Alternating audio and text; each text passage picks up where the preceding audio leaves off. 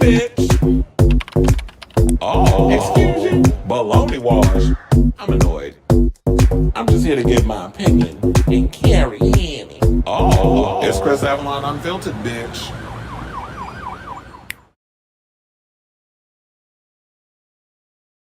Hey, what's going on? It's your boy Chris Avalon, and happy Friday. Welcome to a brand new episode of Chris Avalon Unfiltered, a show where we talk about all the things that's going on in celebrity news, hot topics. We even throw some LGBT stuff up in here as well. So, before we get started with said topics, can you please do me a solid and hit that like button, that subscribe button, and that notification button so that way you know when we go live with a brand new live stream of the show.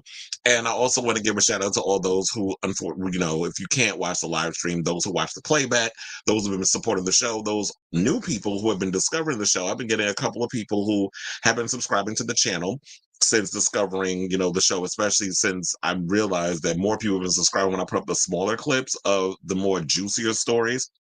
So I want to thank you all for those of you who actually not only catch the live stream, but those who also catch the playback, who leave comments, who collaborate and chime in with the show and all that good stuff. So yes, your participation, your support is much appreciated on my end. And yeah, I'm doing a show earlier because I'm going to be busy this weekend. So I need to give y'all a little something, something. So that way I'm not taking these long ass breaks like I've been taking. So we got a lot of tea to get into. We're going to talk about a couple of celebrity deaths that happened in the past couple of days. We got some Jennifer Lopez news. Yeah, more people are coming out throwing shade in her direction, talking about how much of an evil see you next Tuesday she is behind the scenes. Got a couple of TikTok videos we're going to play up in here. Leah McSweeney is dragging Madonna into her war against Andy Cohen. We got tea about Kenya Moore.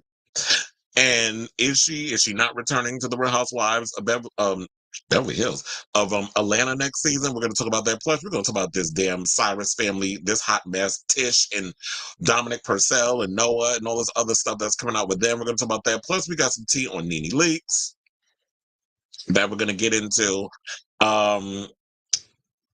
Crystal Renay is opening up about how she discovered Neo was cheating. Girl, how you get him is how you lose him, is what I say. But we're going to get into it. Plus, JoJo Siwa is walking back her claims that she invented gay pop. We talked a little bit about it in passing in the last episode, but I want to dive a lot deeper into this conversation and so on and so forth. Also, Louis Tomlinson is speaking out about those rumors about him and Harry Styles being a couple and how he's all of a sudden, he's talking about he's irritated. Child, we're going to talk about that. Plus, J.K. Rowling still on her little tirade against trans people. Meanwhile, I just heard a story about 3 trans men were killed in the week. In 1 week, there was a story, Hope Giselle posted on her Instagram about, this enclave of trans people being killed in the United States, and nobody's talking about it, particularly people of color. So, yeah, there's that. Plus, Katya has entered rehab. We're going to talk about that. And then we have another Drag Race alum who has been kind of going back and forth of whether or not they're, coming back to the industry, not coming back to the industry. But Cameron Michaels is making a return to drag. So we're going to talk about that and a whole lot more. But like I said before, excuse me, do yourselves or myself a favor, because it definitely helps me out, and hit that like button, that subscribe button, and that notification button, so that way when we go live with a brand new episode of Chris Avalon Unfiltered. Please and thank y'all. I was actually looking for that article on the Hope Giselle thing, so that way when I talk about, speaking of which, you know what? Instead of that, even though this wasn't a part of the docket, you know what? I'm gonna bring it up now. So yeah, there was a story that came out, and I think we need to start talking about this, because I feel like a lot of times these conversations I had, usually I'll hear a couple of blogs and stuff, because the media, I don't be hearing nothing out of them. The news, I don't hear nothing about them. Y'all want to sit and do 24-hour things about eclipses and fucking earthquakes and all this other stuff, but y'all don't really want to talk about the things that matter, that are going on in this country, that needs to be brought up. And there is this real surge of trans people of color that are being taken out in this country. We hear a lot about trans women, but I've always noticed that whenever it comes to things going in media, trans men I feel like, are more so overlooked than trans women. Um, and yeah, so I had heard about this story that I wanted to bring up from Hope Giselle's Instagram that I had saw this morning. Give me a second while I bring it up and share the screen with y'all so that way y'all could see the article. So yeah, there was a story that basically said that in regards to the story, because now I feel like I have to pull up the thing myself on my phone because for some reason I can never figure out how to like scroll down and read the whole article when I'm mirroring it. But anyway, so it said in 2024 there have been at least 7 trans / non-binary individuals. Oh, I was wondering what was GNC stand for gender nonconforming.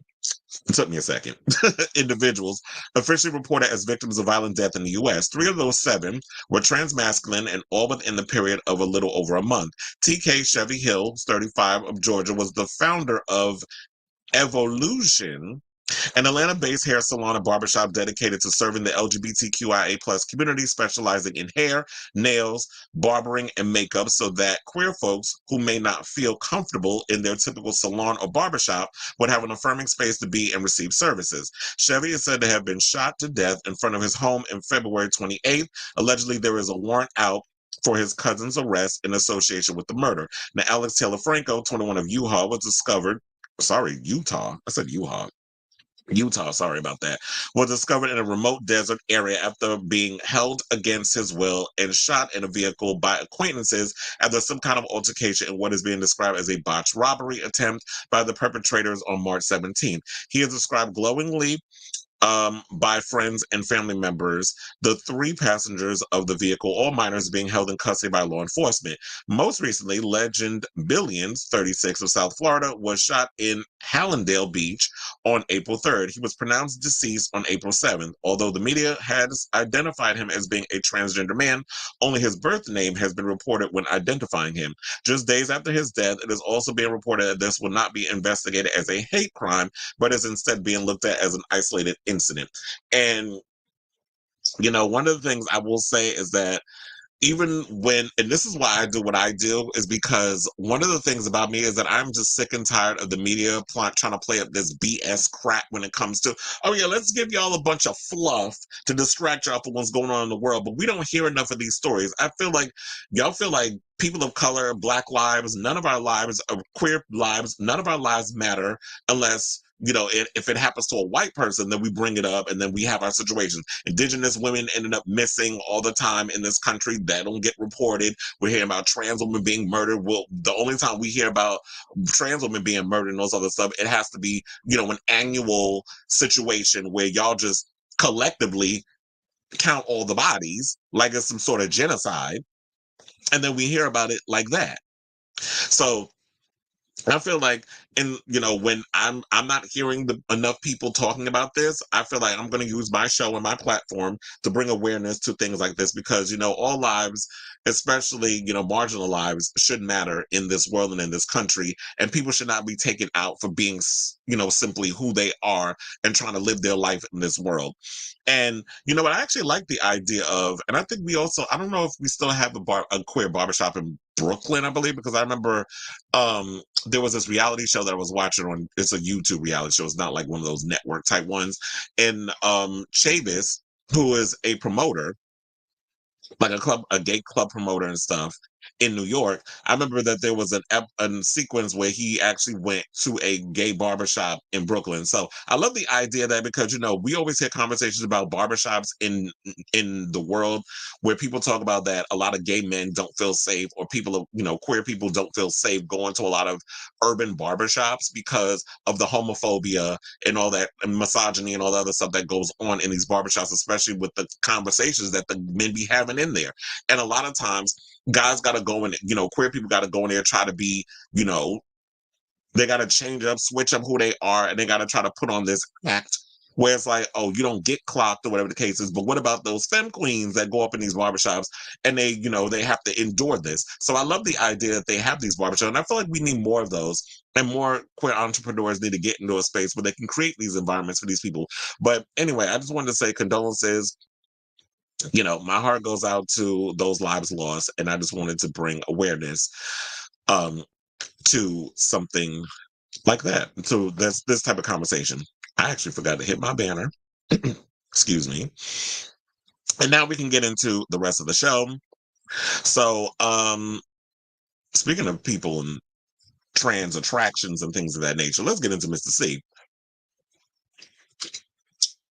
who was a well-known DJ in New York that passed away this week at the age of 57.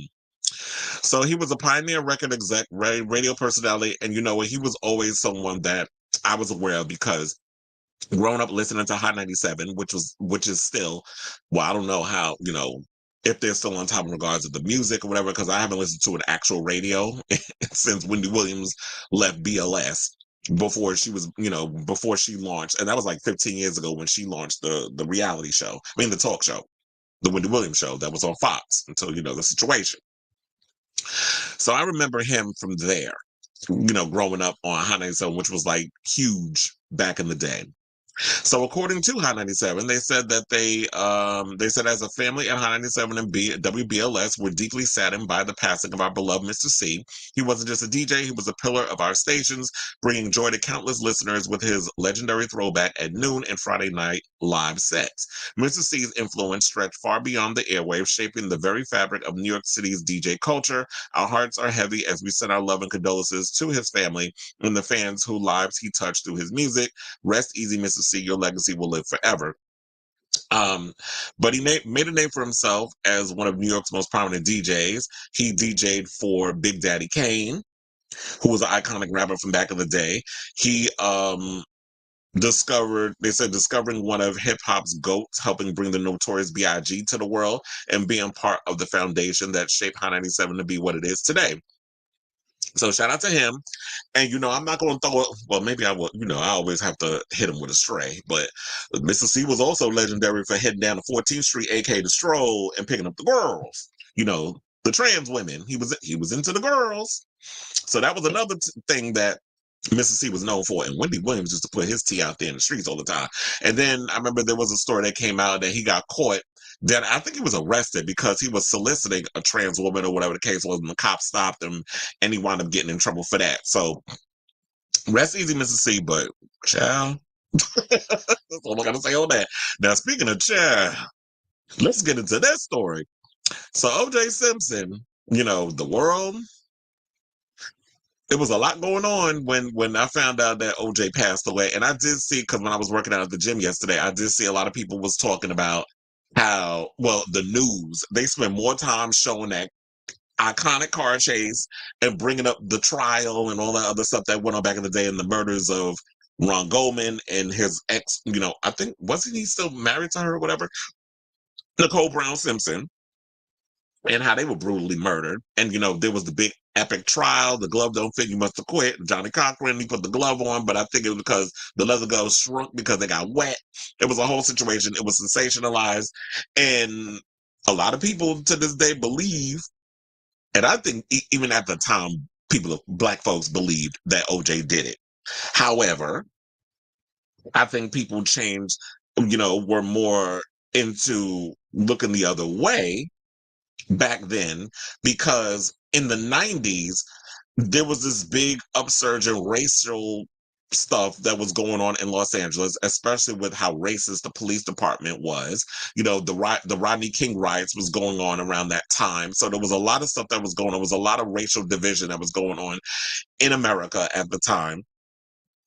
And I believe that's why he was able to get off. And it was just that the police looked really bad in a lot of the situations. So that helped the case. Do I think OJ did it? I do. But I feel like we all looked the other way. And I saw people talk about prayers up. And it's like, no, for what? First of all, OJ ain't even like being around you ninjas. He was always running. He was another one that's like a lot of these black men that, once they got a sense of social status and a lot of money, they was running behind them white people. He went and married one and was kind of looking down on his own community. But then when y'all started, but when the shit happened and he forgot that, okay, just because I'm out here eating white coochie and playing in these white spaces, that these other white folks over here ain't gonna remind you that you ain't nothing but a number at the end of the day. Then all of a sudden shit got real. He wanted to run home and get re-invited. He wanted to get his invitation back to the cookout. And like a fool, a lot of people sitting, come on, for what? Like y'all just be loving. I think people, sometimes I be feeling like black people just love being abused. I think a lot of y'all are masochists.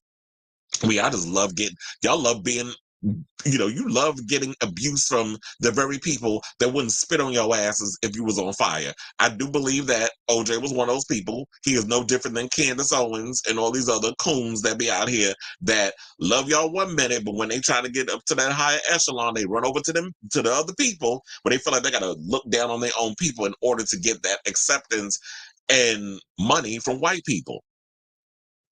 But one of the things I love particularly was Buck Lamont Hill. What he basically said, he tweeted, O.J. Simpson was an abusive liar who abandoned his community long before he killed 2 people in cold blood. His acquittal for murder was the correct and necessary result of a racist criminal legal system, but he is still a monster, not a martyr. And I feel like at the end of the day, that is what people need to remember.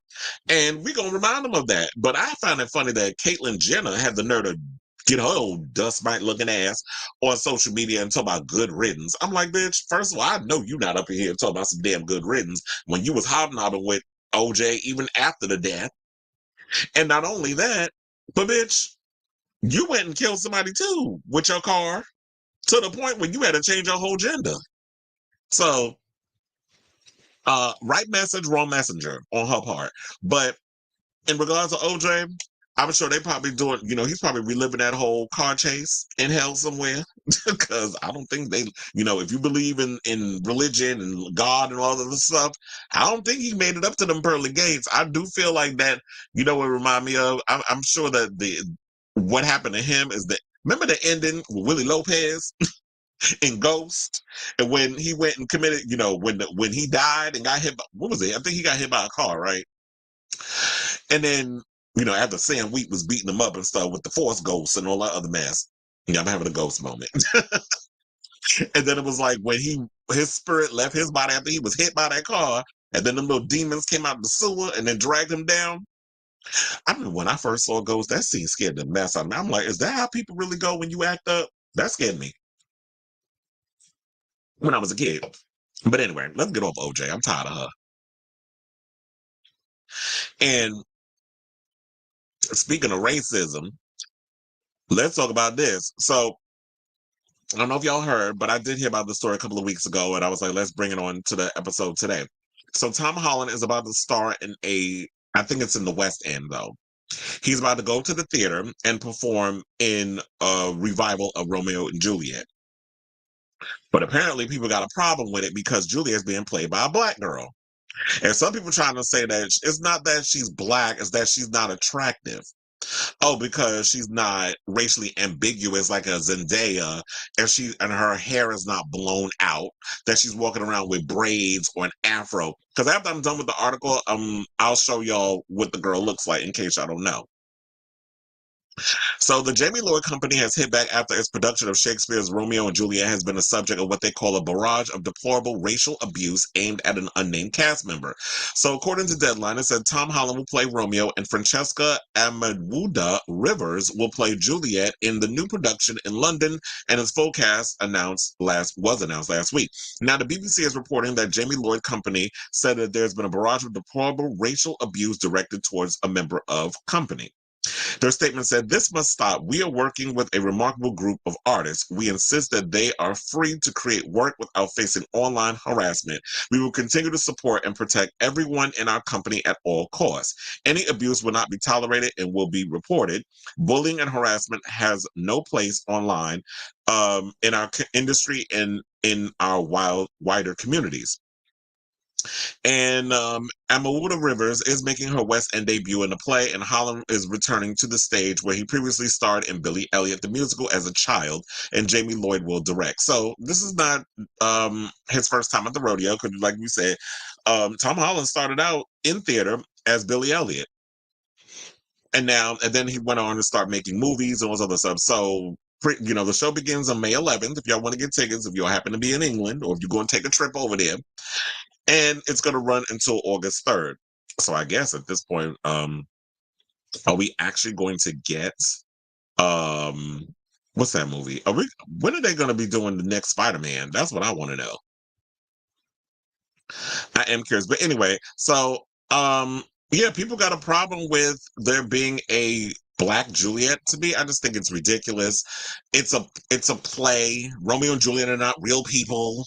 I know, people are used to what they are used to. But I really feel like that people need to learn to start being open minded. I just hate the fact that social media has become this cesspool where people feel like this is a place where you can exercise your racism and just look down on people and just bash people and just be like, well, I don't like it. And that's not because she's black, but then what's the other fucking reason then? Because if it was anybody else, I feel like y'all wouldn't have had a problem with the fact of, Tom Holland and Juliet being black. On top of that, look. Tom Holland got a black girlfriend, but I know some people say, but she doesn't look black. She's racially ambiguous and that sort of thing. But I'm like, what does black look like? Black comes of all shapes and sizes and things and looks and colors. Black people don't only just look like one way. But yes, you can't deny that, yes, at the end of the day, I believe Zendaya has a white mother and a black father. So you can't deny the fact that she has, she is part black. So therefore, it's a play. If you don't want to see it, don't go see it. It's that simple. I just don't know why people always have to let the world know how much they don't like something or they're not going to support. So, okay, so then don't. Nobody gives a shit. But I guess people feel like that they're, everything that they say or, whatever needs is it's just some sort of importance to them. But I'm just like, whatever. So unfortunately, I won't be able to see it because I'm not going to London anytime soon. But for those of you who get to go see it, I mean, I'll just see, clips online and see how it is if people start recording it or whatever. I hope not, because I hate the fact that people sit up in there with their phones recording theater. Theater should be experienced and enjoyed. This is not like a concert or whatever where you got to hold up your phone and put whole productions on, on the internet and stuff. So, but good luck to y'all. And shout out to, the production for speaking out because we don't hear enough of that. We hear a lot of, oh, they'll put out something, we'll get news, and then you see this barrage of hate, but you don't hear the actors come and speak out, or you don't hear the studios or the production companies that come to the defense of the decisions that they make in regards of casting. So shout out to them for actually, speaking up in defense of this young lady. So that's all I gotta say on that. All right, so let's move on and talk about Jennifer Lopez. And, there's more fallout from, since she did this damn documentary that was on Prime Video. There's a lot of people that's been coming out continuously talking about J-Lo. So, for years, there have always been reports that Jennifer Lopez, aka the Ursula of the music industry, did not sing some of her recorded songs. And a former backup vocalist has broken her silence to speak out on one of the singer's most famous tracks. Now, since late March, singer Natasha Ramos has revealed her unpleasant experience, also supporting the long-standing allegations that the This Is Me Now singer doesn't use her own vocals on songs. In one TikTok, Ramos introduced herself as the voice of Lopez's 2002 single, Jenny from the Block, but claimed that in their multiple times of working together, Lopez was bubbly and cool. Well, she had to be if she wanted to use the damn vocals. The two were introduced in the early 2000s at the Hit Factory where Ramos was recording, and then the two were friendly before things went sour. Along with Jenny, Ramos says she also sang on I'm Glad, The One, Loving You, and Baby I Love You. There's a bunch of TikTok clips and stuff that I did add about her telling her story that I did post that on my social media. Like I posted on my website, chrisavalon.com. I was thinking about playing it here, but those videos are so damn long that I was like, I don't want to make this a 20-minute video. So I'm just going to let you know what she said. So she says, I feel like all the other ones, excluding Jenny from the Block, are very much true blue black background vocals. I think the problem with Jenny from the Block is that they kept my laugh and they kept the ad libs and they turned her vocals like all the way down and the from the blues part is me. I'm like, damn, because they knew her ass couldn't sing to save a damn life. So they basically just like turn her vocals down and then kind of, I guess they added it in it. But I just feel like you can't say, you can't say that. Like J-Lo is an actress, you know, she prides herself on being an actress. So what I don't get is why couldn't you can't do an ad lib? I mean, it's not like you're singing from the Bronx. You're just shouting it into the damn mic. They could have added that in there. So I don't understand. But people have to realize, like, you know what? A lot of times with artists, they get songs sent to them from, people who sit and they write songs. And, I won't say writing camps, because I don't think writing camps were something that existed in those days. Back in those days, you had at least good one or two writers that would write songs. Now you need like a plethora of like 20 damn people in a room writing a couple of words to make a good song. Beyond that's why Beyonce be having to pay so many damn people with between how many people work on one damn song, and it makes it difficult for iTunes and all this other stuff to keep track of this stuff, because she always got to add people to things. So when it comes to the whole Jennifer Lopez situation, I'm just like, you could have kept, like, what was you doing that you couldn't be in the studio to take a couple of hours to record these songs, these reference tracks that you were sent? And to me, what Natasha is saying is that she was sent these, she would sing these reference songs, and then Jennifer Lopez, because a lot of times you hear the song and it's like, okay, they want you to sing it in this way or whatever, where you have to constantly be coached by a producer or whatever the case is, and then you record these songs and then they put it out there. But I don't understand how y'all use majority of her stuff. Now I get it if you want to use certain things to help thicken the vocals, because a lot of times they do that when they stack in the vocals or whatever. You want to give it a little more, add a little more fat to the situation. But when you're using people whole vocals and you basically just try to make it oh yeah, I wrote this song, girl, you ain't write a damn thing, because then when we listen to the song, I'm like, this is basically the demo, the reference song that we've heard sounds similar to everything. So what part did you write? Did you put an and a the in there to get a writer credit? So anyway, so she said, and then she did a follow-up TikTok where she claimed she wasn't in the room when negotiations took place for the This Is Me Then album, but she alleged that the singer's producer, Corey Rooney, wanted a kiss from Ramos. She said, I say no. He's like, if you don't give me a kiss, I'm going to take you off all these records. Ramos shared that she gave Rooney a tap kiss, but the producer wanted tongue, to which she demanded to leave the studio. And all these years later, I can't help but feel like that was a big piece in why I was screwed over so badly. And what people need to realize that when you get in this industry, it's a lot of that pay for play, quid pro quo type stuff, where a lot of these girls are getting in studio, and dudes be getting sexually harassed, or they having to slob a knob, bring their knee pads to a meeting or a session just so that way they can get a song and all this other stuff. And thank God, girls like Maya, who came out and said that she was not doing all of that, because I remember there was rumors about her going around, screwing for tracks, and she shut that ish down not too long ago. She was just like, first of all, I was not up in here throwing my ass in a circle for no damn song. And I think that's why it hurt her a lot in this industry, because she wasn't willing to play that game.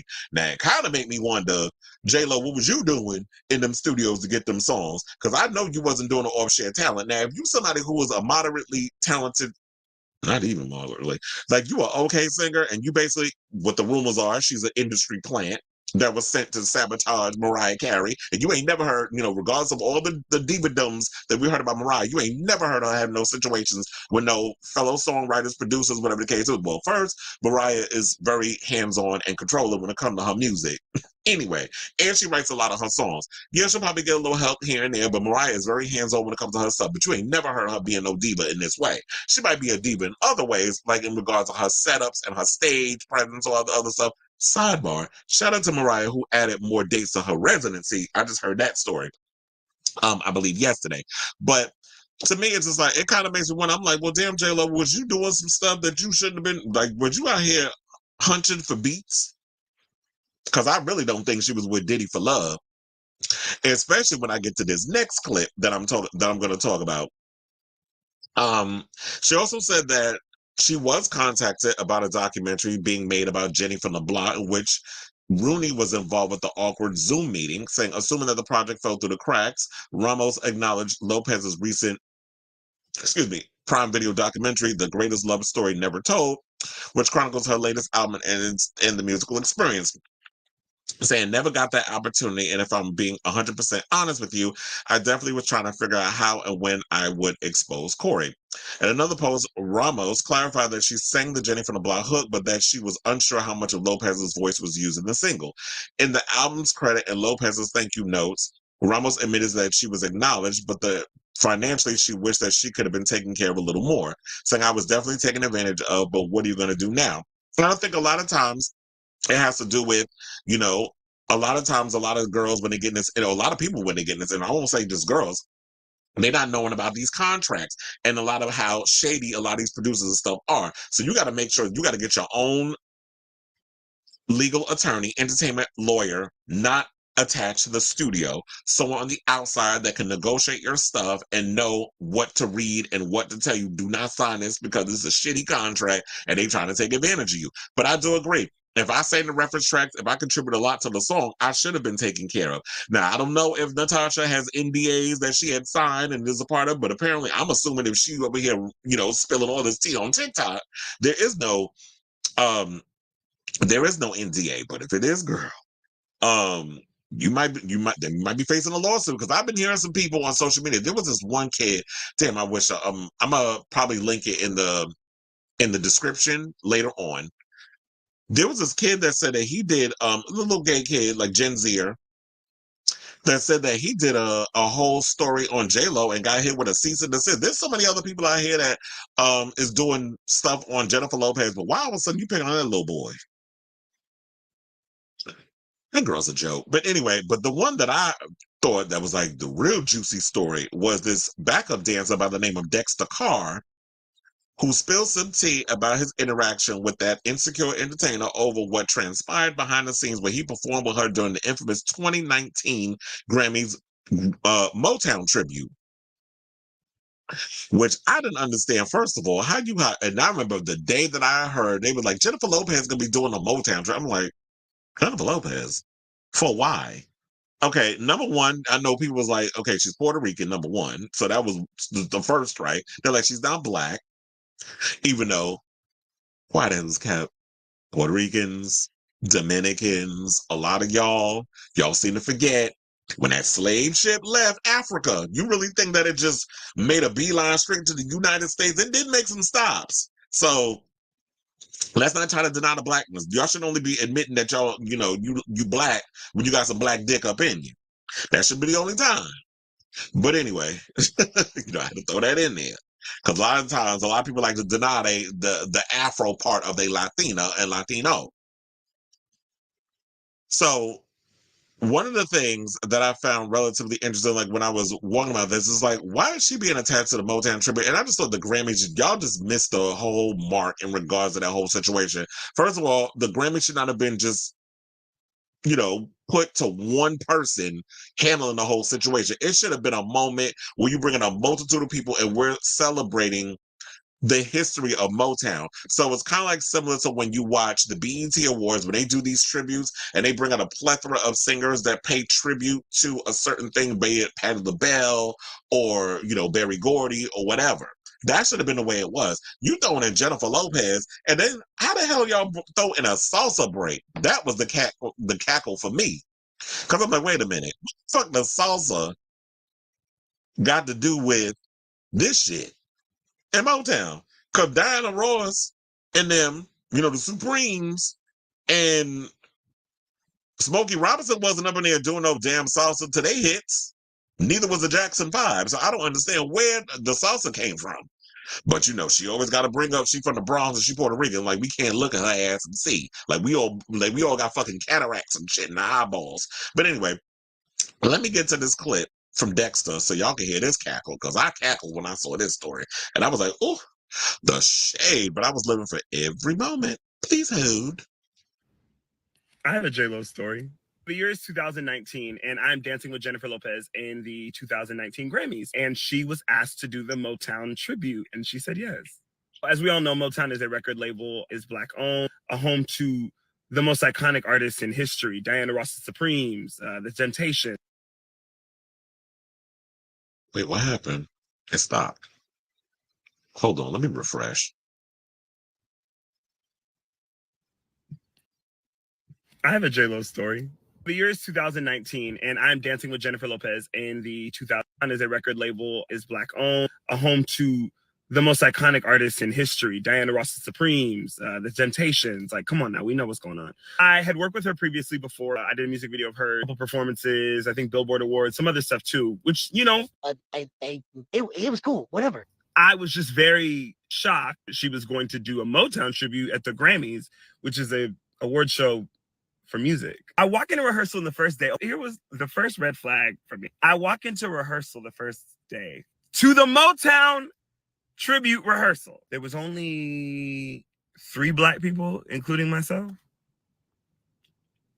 Everybody else in the room was white or other, or, Hispanic, but there was 3 Black people in the room, and that was the dancers. Okay, we move on, we press on. I'm noticing that even when we're doing formations, like we're being placed on stage, I'm talking about us as far as the Black dancers, we're being pushed away from the center, which is where she is. I remember this, I really remember this moment. It was me and the other Black dancer that were opposites. We were right, it was her in the middle, and then it was us 2. She said, they have to move. They have to move. Okay, we move past that. Right, we move past that. We probably now into the 3rd or 4th day of rehearsal, right? And that article came out saying, why is J-Lo doing the Motown tribute? I don't know if y'all remember that, but an article came out saying, I think it was Variety, but something big, a publication came out asking why she's doing it. The team sat us down and they were like, I know you guys are seeing some negative press and blah, blah, blah. Child, she gonna walk in and talk about, y'all know what? We're gonna show them why I'm doing it. I remember she raised her. I was dying. I didn't know what was going on. I was so confused. I was so confused. Press on. That day of rehearsal was actually easier. So I was just chilling. At this point, y'all, I'm here. I'm doing my job. That's what I'm doing. Break for lunch, right? My hair at that time looked like this. So I'm there with the choreographer at lunch. We're all talking. I think Jennifer's there. She's talking to us too, actually kind of being funny or whatever. And literally looks at me dead in my face. She goes, so what are we going to do with your hair? Oh, yeah, girl, I get it. Listen, I get it. Is my hair Motown? No. Ain't nothing about this performance Motown. Ain't no Mo, ain't no town in here. Hi, I just want to take a brief intermission from the story to remind everybody that there was a salsa breakdown. But you worried about my braids. Also, I want to be very honest. Let's be clear. It was 2019. I was really in my professional dancer bag. I was trying to dance behind artists and do the things. So I'm happy that happened when it did, because if it was 2024... I went to my friend who's a hairstylist. Shout out to Tiger Bomb. He's the best hairstylist in the world. I love him so much. He basically gave me a custom Motown look because I was so scared. I was like, I'm gonna get fired. I don't know what to do. So Tiger ends up giving me this look, which I ended up loving. So shout out to Tiger. What really gagged me is I'm over here thinking everybody's gonna be doing a Motown, a vibe. But again, I remember what I said. There's only 3 Black people. So I'm trying to think, what's everybody else gonna do? Child, look at what they was doing. And what really sucks is the Black dancers that were on the job were phenomenal. I'm not gonna put nobody's name out there, but the female dancer that was in the female section with all white and other females, she was whooping ass, eating those steps. Pushed out, pushed to the side, push. Honestly, it was a line. She was all the way at the end. And I remember sitting on the side and being but not only forget the fact that she's Black, she's eating. And let's not forget the fact that she's Black. It's a Motown tribute. So yeah, child, that's the last time Yenny from the block got any of my time, my energy, and ham and cheese on a roll with a bag of chips and an orange drink. If you know, you know. Okay. And if you know, you know. Because, child, I had to read her to write that when I was talking about that too. I'm like, well, wait a minute. Now, anybody from New York, you talking about ham and cheese on a roll with an orange drink. Could you be more specific? Was it a Fanta? Was it an Orangina? Was it a regular orange juice? Was it one of those orange sodas? Was it a Sunny Delight? You got to be specific. You talking about if we know, we know. No, we don't know, bitch, because we specific in New York when it comes to our orders. I told y'all what my order would be when I get breakfast. First of all, there was a period, and this is why I had to hit the gym real hard, because when I was working a lot, and then I was always at the deli, because it was literally 2 blocks away from my apartment in Harlem. So I was always having I was always eating out and stuff, and I didn't have time to be at home cooking and stuff. So I would go to the deli, and the Mexican dude behind the thing, he always knew my orders because, and shout out to him for hooking me up. I would have slept with him too. Let me stop. So for breakfast or whatever, I told her, because a lot of times the delis is gentrified, bodega, whatever you call it. Now they call them delis. They don't call them bodegas no more, but it will always be, since I grew up where I grew up, we always refer to them as bodegas. But anyway, so for breakfast, if I was feeling a little fancy smancy, I would get a BLT with avocados thrown up in there, and that would be my breakfast sometimes in a wrap. Or for breakfast, you get like a sausage, egg, and cheese in a roll. But me, because I would want to have that hold me down for like a couple of hours until like maybe lunch, or I'd skip lunch and go to dinner, I would do a sausage, egg, and cheese on a hero. And then if I wanted, like, you could add you want to add the works, like lettuce, tomatoes, you can add all that other stuff in there. So you get your protein. I mean, you get your vegetables. I should say, not say protein, but you get your vegetables and other stuff. Or, sometimes one of my favorite things to always get, I love chopped cheese on a hero. Oh my God, that is so damn good. It's kind of like steak or whatever. Or like a Philly cheesesteak or whatever. And in the case people don't know what a chopped cheese is, it's like a New York version of a Philly cheesesteak. So I would get like a chopped cheese on a hero. I'd throw some ketchup in that bitch and some mayo. Child, I was in heaven. So if you're really from New York, you have your specific orders and stuff that you get when you go to the thing. So I just feel like one of the things that's always irritated me about JLo, and I feel like that's what the point a lot of people are trying to make, is that you try to make yourself come across so relatable, but you're not relatable. You come across as being fake and phony. You haven't really been a part of New York since you became famous 30-something years ago. And quiet as it's kept, yeah, she from Castle Hill, but she not from the hood. She from the suburban part. She lived in a house. She ain't live in the projects. Like when I came up in Brownsville, Brooklyn, I grew up in the projects, and then my parents, when I turned 13, they moved us, me and my siblings out, and we moved to the suburbs. So I've had a taste of that life of being from the hood and then moving to a suburban area and that sort of thing.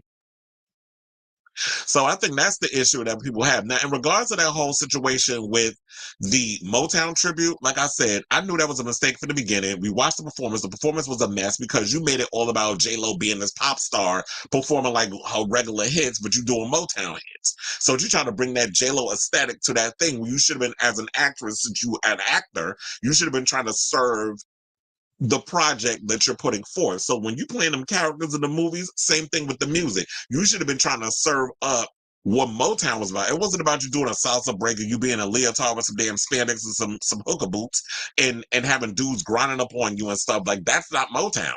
Motown was always about they were being sexy, but they were classy about it. Or a lot of the times it was just a delicacy to it because, me having my parents, I grew up listening to Motown. I think anybody who's a person of color, and I'm sure there's some white folks out there too, we grew up on Motown and listened to a lot of that music and with the foundation of that, what that was. Maybe they should have brought Beyonce up in there. She would have probably did a way better job, and Beyonce would have served the product for what it is without being disrespectful and making it about you, which is, I'm going to show them. Show them what?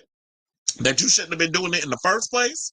And this is probably why she had to do that Super Bowl halftime with Shakira, because she ain't got enough hits and she doesn't have the wherewithal to do a show by herself. And the people over there at the Super Bowl was looking at her like, she can't hold it down by herself. So that's why we had to bring Shakira in. Now, personally speaking, I would have preferred to see Shakira by herself, but we got what we got.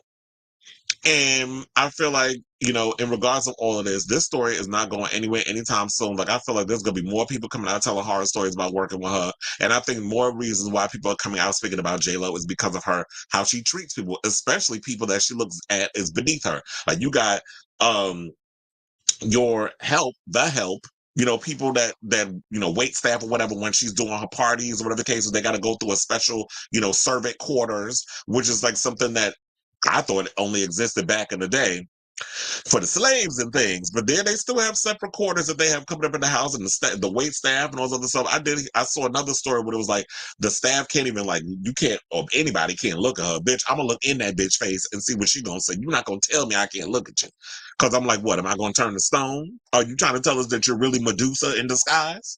Like, I don't understand all this, oh, you can't look at her, you can't acknowledge her. Who is she? I remember she tried to do that. I told y'all she tried to do that to a friend of mine's relative when they were out at somewhere. I think they were backstage somewhere, and they called her a bitch to her face. I told y'all that story. I said, you can't come to New York thinking that you run New York, because you don't. None of y'all do. Quiet as it's kept. But anyway. Oh, Cleveland said hey. I had to put that extra drama up in there. Robert's in the building. Cleveland also said, ain't Ben Affleck. Child. I've been said that too. That she's a recovered, even though he's a recovered alcoholic, but she has a Delolo line. And she also said that she's not a drinker. So I don't understand if you're someone who is not a drinker and she's proud of her whole career on saying that she doesn't drink alcohol. How you out here promoting alcohol and you want people to buy it? Like, I'm not buying something if you truly ain't about that life. Because now I'm just like, okay, now you're just trying to jump in stuff just to um make a quick coin, and that's what she's always been about. She's a brander. She's someone who has been good at trying to hustle and get as many, take on 59,000 jobs and try to get $1 out of everybody and doing everything. Now, me, I am a drinker, so if I'm only gonna put myself out there on products that I truly support. So it could be something like underwear, which we all wear, and if it was an alcohol line, like I'm doing stuff that I drink. Like I pretty much drink. I'm a whiskey guy. So if there was a whiskey company that came out was like, I want you to promote our whiskey line, that's what I'm signing up for. I will have vodka every now and again when I'm feeling in the mood, when I want to drink something clean or whatever, if I do like a vodka soda, whatever the case is, because I don't want to get too fucked up. Then I'll do, I could probably jump on that and do that line. But I'm not jumping and promoting something because, that is like dangling a fruit in your man's face when he has addiction issues and stuff. Oh, I'm going to sell an alcohol line or whatever the case is. But I also heard that Ben Affleck out here trying to rehab her image. I'm like, how you trying to rehab her image? She need to be worrying about rehabbing her own. Or on top of that, you got a whole team of, guest people around you. Maybe they should be trying to help rehab your image instead of her trying to send out cease and desist and all those other mess and trying to take down people TikToks that get a lot of views based off of talking about stuff that everybody's been talking about. Like, girl, and then allegedly, buying what they call it, they buying positive reviews and stuff online, trying to make it seem like these stories are lies. Like, you can't deny people having bad experiences around you and speaking out about it. If you didn't treat people like shit, there wouldn't be such, this reputation about you wouldn't be talked about, and people wouldn't be bringing this up. And I think at this point, people are just sick and tired of her trying to act like she's all relatable and she's one of us, when behind the scenes, she's a freaking menace. Or she's a freaking, cock, well, I was going to say a cock goblin. She out here just being a mess towards, being a nuisance towards regular people. But anyway, so Renay says the folks in suits put that Motown tribute together. Exactly. And that's why I was like, child, I roll my eyes when I watch that shit. And it was like, wish we were hanging out, got the complete series of the OG Charm on Blu-ray, and the iconic theme song is there for physical home. Well, that's probably what it is that I got to buy the physical series in order to get the original theme song, because you don't get it when you watch the streaming service. So maybe that's what I got to start doing. I'm going to start buying box sets and stuff of shows that I actually like, and just have that in my closet. I've been doing that. Like, I got the box set of Noah's Ark. I got the complete series of Queer as Folk. I have Buffy the Vampire Slayer, Angel. Like, I got a lot of those shows that I can go back and always watch, even though the songs on some of those are still intact. Not Queer as Folk. They removed a lot of the music from there. And that was one of the reasons why I loved about that show, was like the Babylon scenes and a lot of the music that they was playing up in that. And Philip said, don't forget her rule of no eye contact. Does she expect people to talk to them? Child, first of all, I'm not looking down when I talk to you, and I'm not turning my head to the left or the right when I'm talking to you in a conversation, because I look people directly in the eyes when I'm conversing with them anyway. That's what I was taught. That's a sign of respect. So if you thinking I'm gonna look down like I'm just beneath you, bitch, you got the right one, because I will be looking in your face and I will dare you to say something. They're like, don't look at her. Why not? Because my mama taught me manners. And my parents, because I have both of them, my parents taught me manners. And what I was taught was, you look people in the eye when you have a conversation with them. So if that's not what Guadalupe and David taught her ass, then she need to have a conversation with her mother and her father. I think her father might be dead. But she need to have a conversation with the ones that's alive, because you're not going to do that over here. You got the right one, sis. And this is to anybody, not just her. But anyway, let me calm down, because she's getting my blood pressure up. Oh my God. Wait, did I forget something? Let me see. I think I forgot a topic. The Leah McSweeney Madonna one. I haven't. I'm looking dead at it, but I forgot to add it as a banner. So please hold. While I add real quick. Okay, so let's get to our next comment. Let's get to our next topic. Sorry. And let's talk about this, too. So the word on the street is that former Roni star Leah McSweeney is hoping to enlist Madonna in her lawsuit against Bravo titan Andy Cohen. Now, according to a sensational report, McSweeney, who's 41, isn't afraid to pull out the big guns in her ongoing battle with Cohen, who's 55. With tensions escalating, Leah is pulling out all the stops to even the score. This is what a source spilled to the National Enquirer. By enlisting Madonna, she's sending a clear message that she will not be silenced. Despite the source's claims, a PR rep for Madonna poo-pooed the idea, and McSweeney's spokesperson said there is no absolute truth to this story. Now, a source did dish that McSweeney's bond with Madonna's oldest, Lourdes Leon, because I was about to say, who the hell is she? Who's she friends with that's in Madonna's people? Or a tight bond? So I'm like, Lourdes? Like, first of all, Leah's way too old to be hanging out with Lourdes. Lourdes is 27 and Leah is 41. What the hell y'all got in common?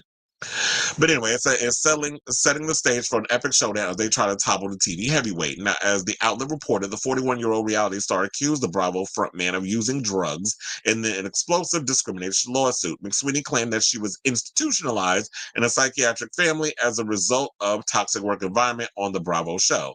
The lawsuit enlists Cohen as a defendant, along with Warner Brothers Discovery, Shed Media, Bravo Media, and NBC Universal. The lawsuit claimed where there is smoke, there is fire. Defendants discriminated against, tormented, demoralized, demeaned, harassed, and retaliated against Miss McSweeney because she is a woman with disabilities such as alcohol use disorder and various mental health disorders, all in the name of selling drama. But being in the business of reality TV does not relieve defendants of their obligation to follow employment laws that prohibit the exact type of discrimination, hostile work environment, and retaliation that defendants subjected Miss McSweeney to. Now Miss McSweeney seeks justice. I don't know how I feel about this, because number one, what the hell is Madonna going to do to help you in her fight against Andy Cohen? I did read somebody say in the comments that Madonna is good friends with Andy Cohen. I don't know where y'all read that at, but I do not believe that for one bit. I've never heard that tea. I've never seen Madonna and Andy Cohen, skipping down the street arm in arm like he does with Sarah Jessica Parker. Now, I have seen Andy with Sarah Jessica Parker. In real life, like me on my way, back in the day, I was on my way to Westgate, which was a party I used to love going to years ago. Unfortunately, it's not around no more. I do miss it. I'm feeling nostalgic right now. But anyway, let me bring it back. So on my way to Westgate, I remember Andy Cohen and SJP were passing me as I was on my way there. I don't know if they had just came from there, but I'm assuming because everybody who was everybody or anybody, especially in the New York party scene, was going to Westgate in those days. That's why I met Amanda Lepore. It was a lot of the Drag Race girls was performing there before they became who they became today, and a whole bunch of other stuff. Child, I remember speaking of which, there is a story and it is a cackle. If y'all definitely need to catch the Sloppy Seconds podcast. I went to a live taping of theirs on Monday, I believe. What's today? Friday? It was sometime this week. I don't even remember anymore because the days have been blurring. Like, it's been a lot going on. I can't remember what day I went. But anyway, I went all the way to Brooklyn to see a live taping of the Sloppy Seconds podcast with Big Dipper and Meatball, who was on. Big Dipper's a queer rapper, podcaster, actor, he's all around performer, and Meatball was on Dragula. So they have a podcast together on the Mom Network, which is owned by Alaska and Willem, and they had some special guests that was on there, and they talked about this conversation with Andy Cohen and a whole bunch of they were talking about Westgate, and there was a story about Alyssa Edwards and how she didn't know the words of the song and all this other stuff. It was a cackle. So they were talking about it was a funny Alyssa Edwards story. I don't want to reveal too much about it, but if y'all get a chance, definitely check out the Sloppy Seconds podcast. I don't know when that episode comes out because I know they post new episodes every Tuesday and Friday. So I don't know if it came out today or if it's coming out next week, but definitely look out for that story, for that one, because I actually like the live taping of a show, and that's something in the future not too distant future, that I would love to do with this show. I would love to do a live recording, a live taping of this. Live taping, recording, whatever. But anyway, I don't even know how I feel about this story, because it's like, on one hand, it's like, Leah, if you know that you have issues with alcohol and you have issues with your mental health and stuff, don't they do like mental health checks, or they do like mental health evaluations? Because I know like on a lot of reality shows, they say that they do that they put you through the ringer, where it's like you have to see a mental health person to make sure that you are of sound mind, that you could do these reality shows. And yes, when you do a lot of these reality shows, like, this is not anyone's first time at the rodeo in regards to the Bravo shows. Alcohol is involved. I told y'all how many times I did an episode of The Real Housewives of New York, the circus episode. The cast was in my section that I was managing. And during one sequence, the producer came up to me and was like, would you like to bring the ladies drinks? Because you got to keep them inebriated. You got to have them do crazy stuff at the, just to give them something to film. Because a lot of times, we all sitting up there stone cold sober, y'all be like, oh, this show was boring and it's not interesting, it's not fun, or whatever the case was. So yes, I brought the women alcohol. And that was that. And then afterwards, they were like, okay, so, child, I already knew it, but I just pretended like I didn't know how TV works. But so they were just like, so you just been recorded. Would you like to give them permission to put you on camera if, sign this paper? So I signed the forms and everything, because I knew if I didn't sign it, my face would be blurred out because I'm not giving them permission, or they would edit out the scene. So I did it. They caught I forgot something I said. I did mutter something that Tinsley's mother said to me or whatever. And I think I said, I know, or whatever. So, or something funny. I don't remember, but I do remember saying something in response. But all of that was caught on camera. So if y'all go back and watch the season, dear old me is on there. So, I don't know what to think about this. But I say overall, I guess, to wrap this up, I don't know if Leah has a case, but if she has a case, if she has good standing evidence, because I did hear some stories that, a lot of people are coming out against Andy Cohen. There was something I believe Robert sent me. I can't remember off the top of my head all the details, but there was some stuff that was sent. I don't know what's going to happen, but if Leah has a case, present it in court, and we'll see what happens. I don't think they will fire Andy. I think Andy is too integrated into this network that I don't see them firing him. I really don't. Although there's been some shit like this, and this is why I also said, as a boss of a network, you should not be hobnobbing and mingling with the cast. They ain't your friends. You can't trust a lot of these people, because if you with the shits when everything is cool, then you got to worry about when you not cool, how all of a sudden they want to bring up stuff and say, oh, well, he did this and he did that and he forced me to do drugs and all this other stuff. But you was with the shits when everything was good. But now that you fired and now you going through all this stuff, now you didn't want to partake in the booger sugar and the drinking and all that stuff. But you was with it before. So I don't want to be up in here trying to make it seem like I'm victim shaming or whatever the case is. But I'm just trying to hit all sides of the cylinders instead of just making it like, oh, Andy Cohen is the worst thing. Don't get me wrong. I am not a fan of his, and some things that I see that he does, I feel like he be having like blinders on too, like a goddamn horse, like the damn thing when he be running and just don't be looking. And I feel like he lacks self-awareness too in a lot of stuff. So maybe y'all see things differently, but if you do, put it down in the comments. And also, I don't understand this, that if Lourdes is your friend, you should not be trying to drag Madonna into something that you feel like is going to help your case, especially when Madonna got a lot of things to worry about. Look, I don't know, I think she's done with her Miami stint of her tour, because she's been there multiple nights, similar to like New York and all that stuff. And I do know that, she recently went to an art exhibit that Rocco was doing. The whole family was there. I didn't see Lourdes was there, but all the kids was there. And, Rocco's out here doing his thing in the arts. He's an artist. And she was there showing support for her son. And so she's worried about raising them kids. She's busy worrying about trying to get through this damn tour. She's about to go to Mexico soon. This tour is about to wrap up, and she's about to do a free show in Rio. So she's got all that to worry about. She ain't got time to be a little frivolous case. Anyway, let's look at the comments. It's like, I don't think Madonna will get involved. We all know she doesn't like him, but he's never done anything direct. Yeah, that's true. It's like she'll acknowledge him, if he's at front row of her show, and she'll say little things, whatever. But they're not, like I said, they're not tiptoeing through the tulips, arm in arm. They're not. If anything, she would have Anderson Cooper and Kelly Ripa up there with her before she would have Andy Cohen. So I don't know where people was getting that her and Andy Cohen was good friends.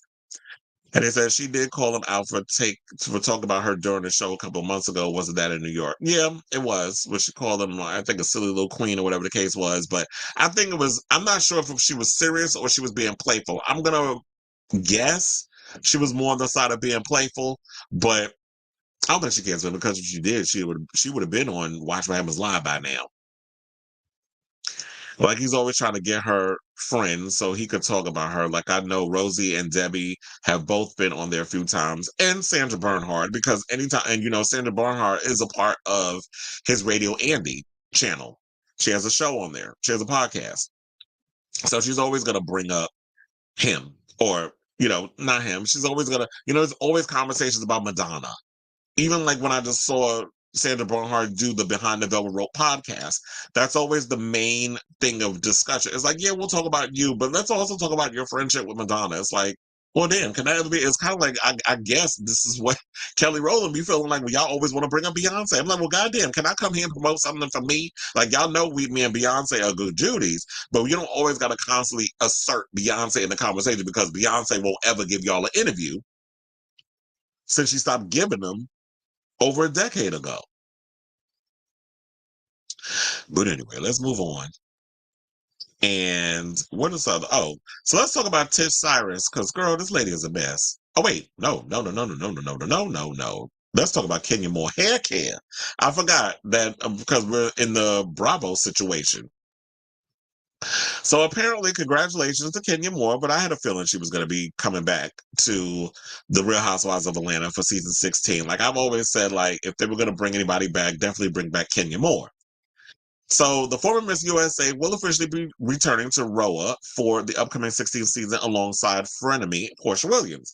Now on Friday, which is today, April 12th, the actress and former Miss USA confirmed her return to the next season of the Bravo series, which a source tells people begins filming next month. And here's the thing, I actually thought that they were filming already. I really thought they were filming. But anyway, so it says that, she said, actually, let me not show you what she said. Let me show you what she said. I'm like bugging. I'm like, what? I'm going to play the clip because it was on her Instagram. Please hold. Because it always takes me a second to pull this damn stuff up, especially when I'm trying to mirror it. I'm gone with the wind, fabulous. I'm gone with the wind, fabulous. I'm gone with the wind, fabulous. Now twirl, twirl, twirl, twirl, twirl, twirl, twirl, twirl. I may be gone with the wind, fabulous, but I'm not going anywhere.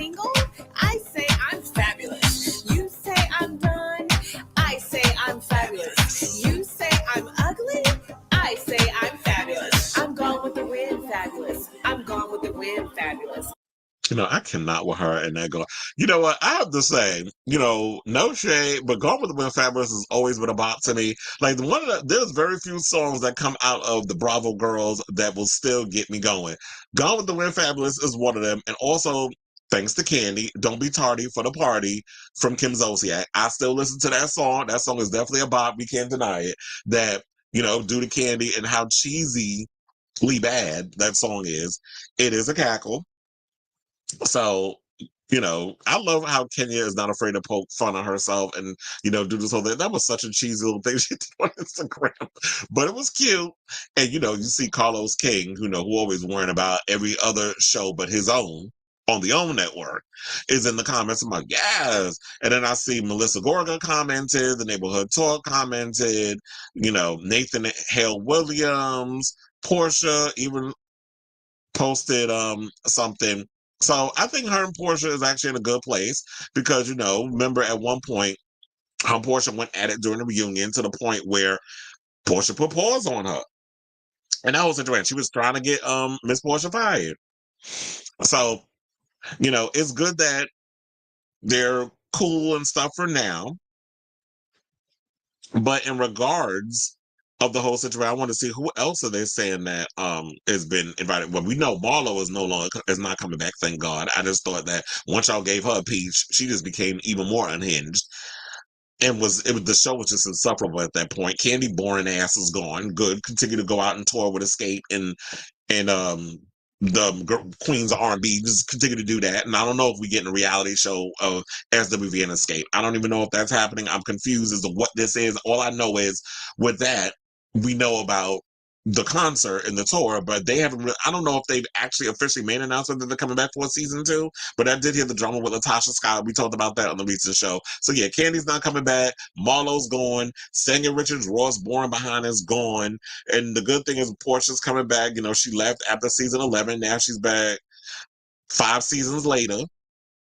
Drew Sidora and Sheree, we don't know if they're coming back, but I did hear rumors that Drew was coming back, and apparently they're not. But I guess in the next couple of days, since the show is about to start filming next month, we'll find out who else is going to be coming back. But I do like the idea that Kenya and Portia are going to be back on the show. I know they're going to be expecting some type of drama between those two to cook up again for the sake of ratings.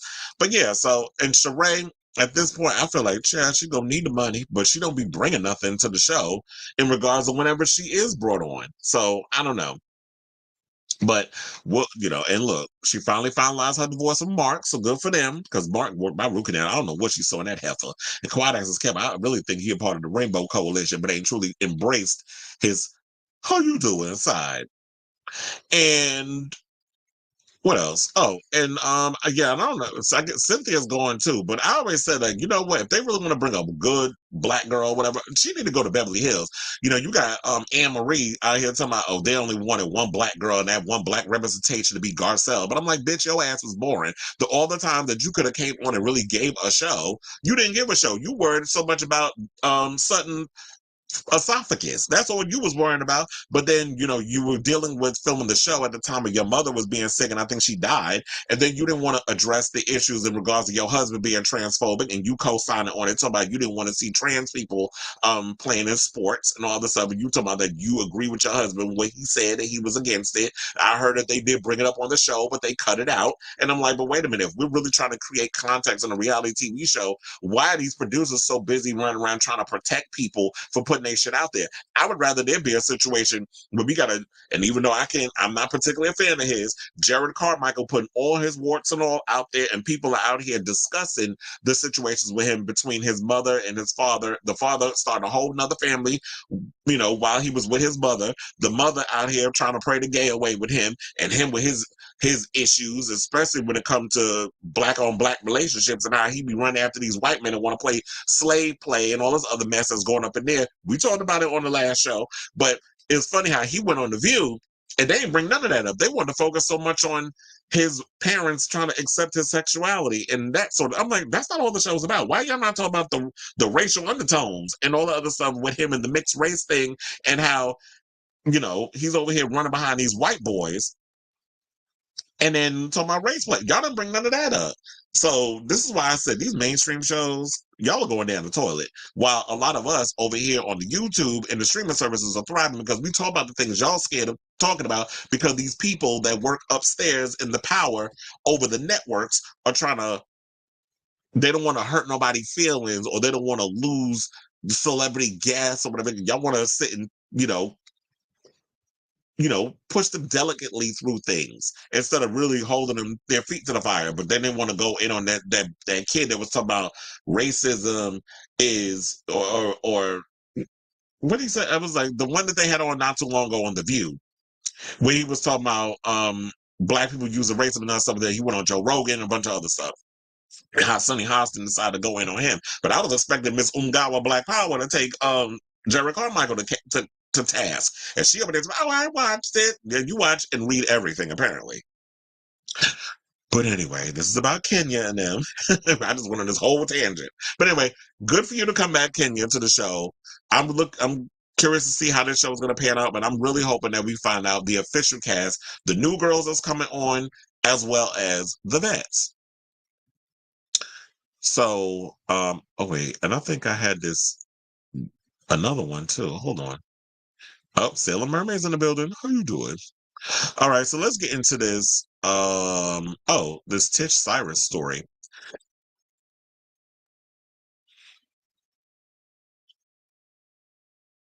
I feel like I'm all over the place with the show, but actually, no. Let's do NeNe Leakes because that's Roa in that whole situation.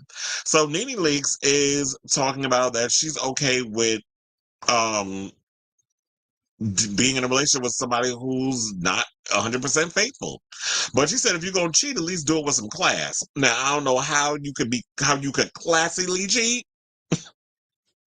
Y'all just be making shit up as y'all go along. This is the cackle for me. And you know what? This is what also irritates me is people that get into these spaces, be it podcasters or whatever cases. And a lot of times when y'all talk about relationships, I feel like a lot of y'all just don't realize how stupid y'all sound in a lot of situations.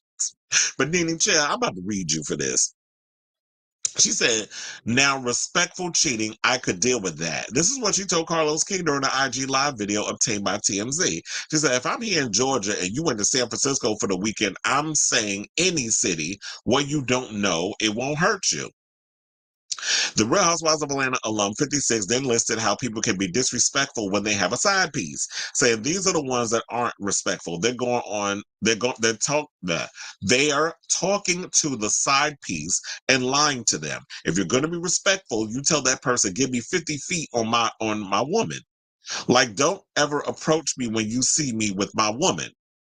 Well, isn't that a code? Like, we know that if you're going to be in a situation and you hunching somebody else's man and you know they're in a relationship, you see them out and about, especially, let's talk about the gays. Because a lot of times these men that be with these women that come over to us to get their knob slobbed and get their back blown out, or vice versa. When we see them with their piece, a lot of us know when they with their person, we're not going to blow you up or put you on blast, what the case is. But my thing is this. What the fuck is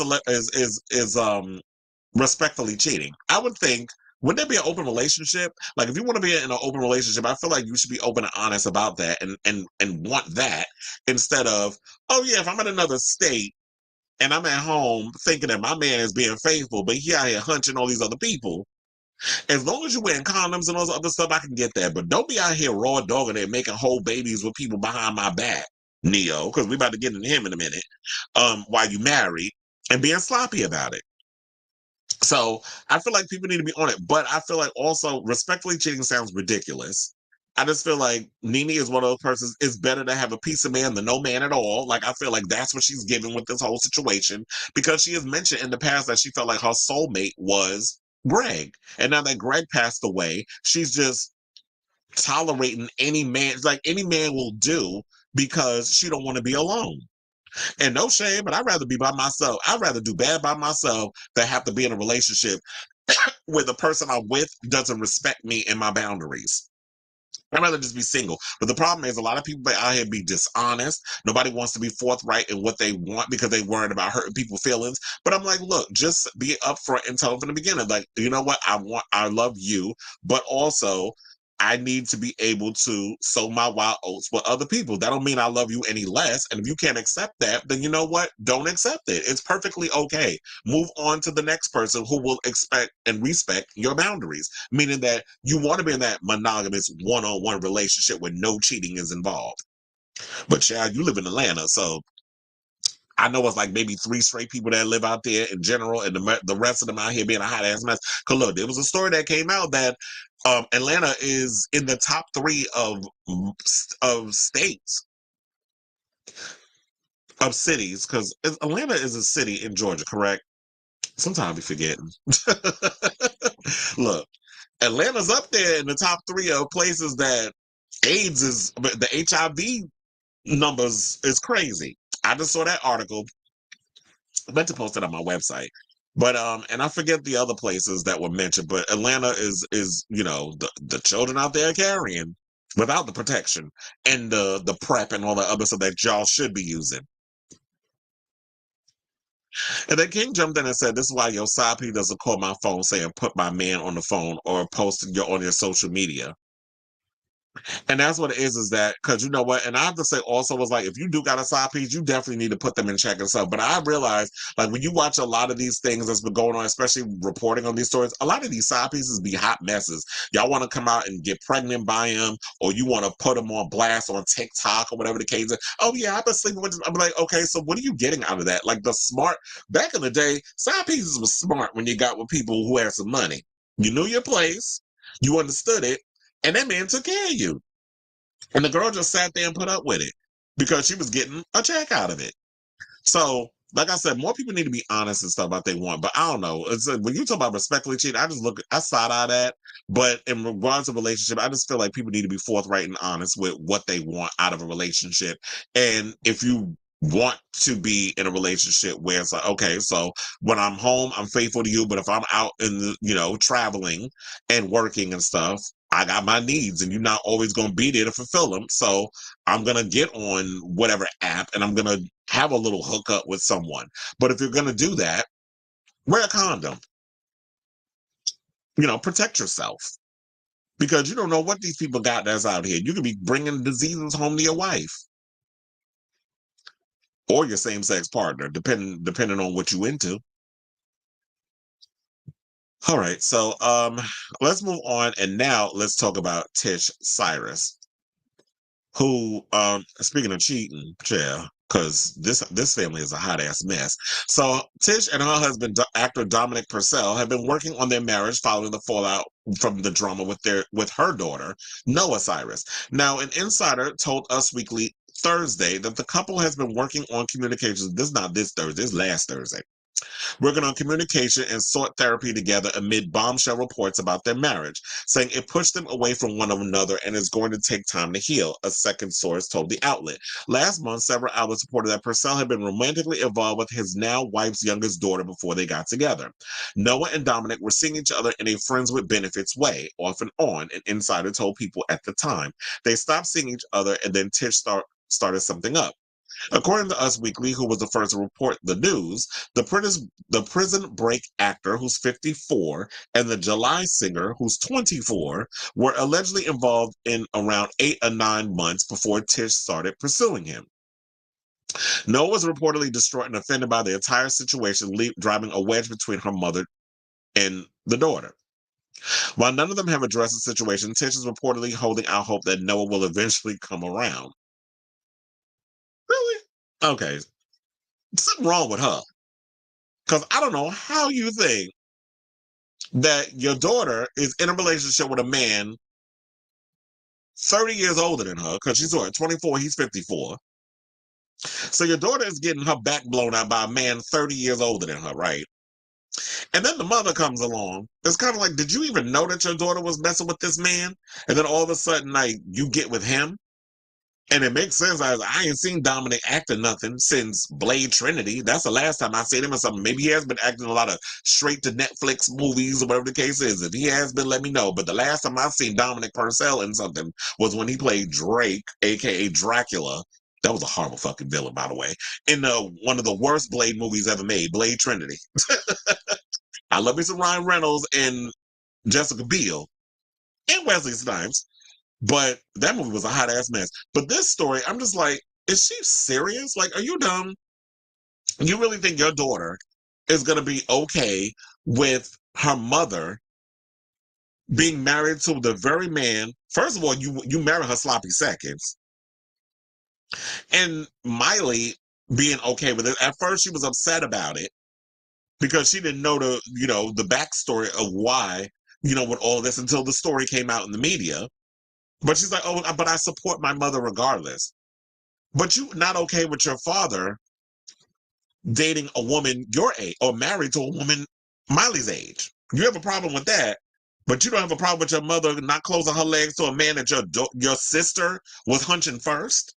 Like, I don't understand I don't understand the backwoods trailer park trash mentality that these Cyruses have in regards of your whole family dynamics. Y'all all need fucking therapy. It ain't just Dominic and Tish. Tish need to invite Trace, I think, is who's also not speaking to her, Noah and Miley and all the other kids she had in previous marriage before she got with Billy Ray into this family dynamic type situation. Y'all all need therapy. Because this is a hot ass mess. And to me, I understand why Noah doesn't want. Oh yeah, as I said, it was Oh, so Trace was at the wedding, but it was Brayson who wasn't at the wedding with Noah. Instead, they were hanging out somewhere else. They said they were strolling through Walmart and then went out for brunch when they got married. So they didn't go. So Molly, Brandy, and Trace were there. But like I said, this whole family, y'all need healing. I don't know if y'all need to get Iyanla Van Zandt on the line and come deal with this situation, but this is a hot ass mess. And to me, this is just tacky and inappropriate. I don't understand parents who could be okay with this foolishness, in my opinion. So, unless they all get into a therapy session and work this whole thing out, I don't see no kind of healing coming between them. I feel like Tish is going to be estranged from her daughter for the rest of their life or whatever, and you don't want that to happen. You should, as a mother, be in your kids' lives as much as you possibly can. And it just go to show, a lot of people will put pussy before their own damn kids, or dick before their kids. And I've seen it happen a lot when it comes to things that people will put a man before their own children. And it's sad. Because a lot of these kids didn't ask to be put on this earth. Okay, so the trailer part.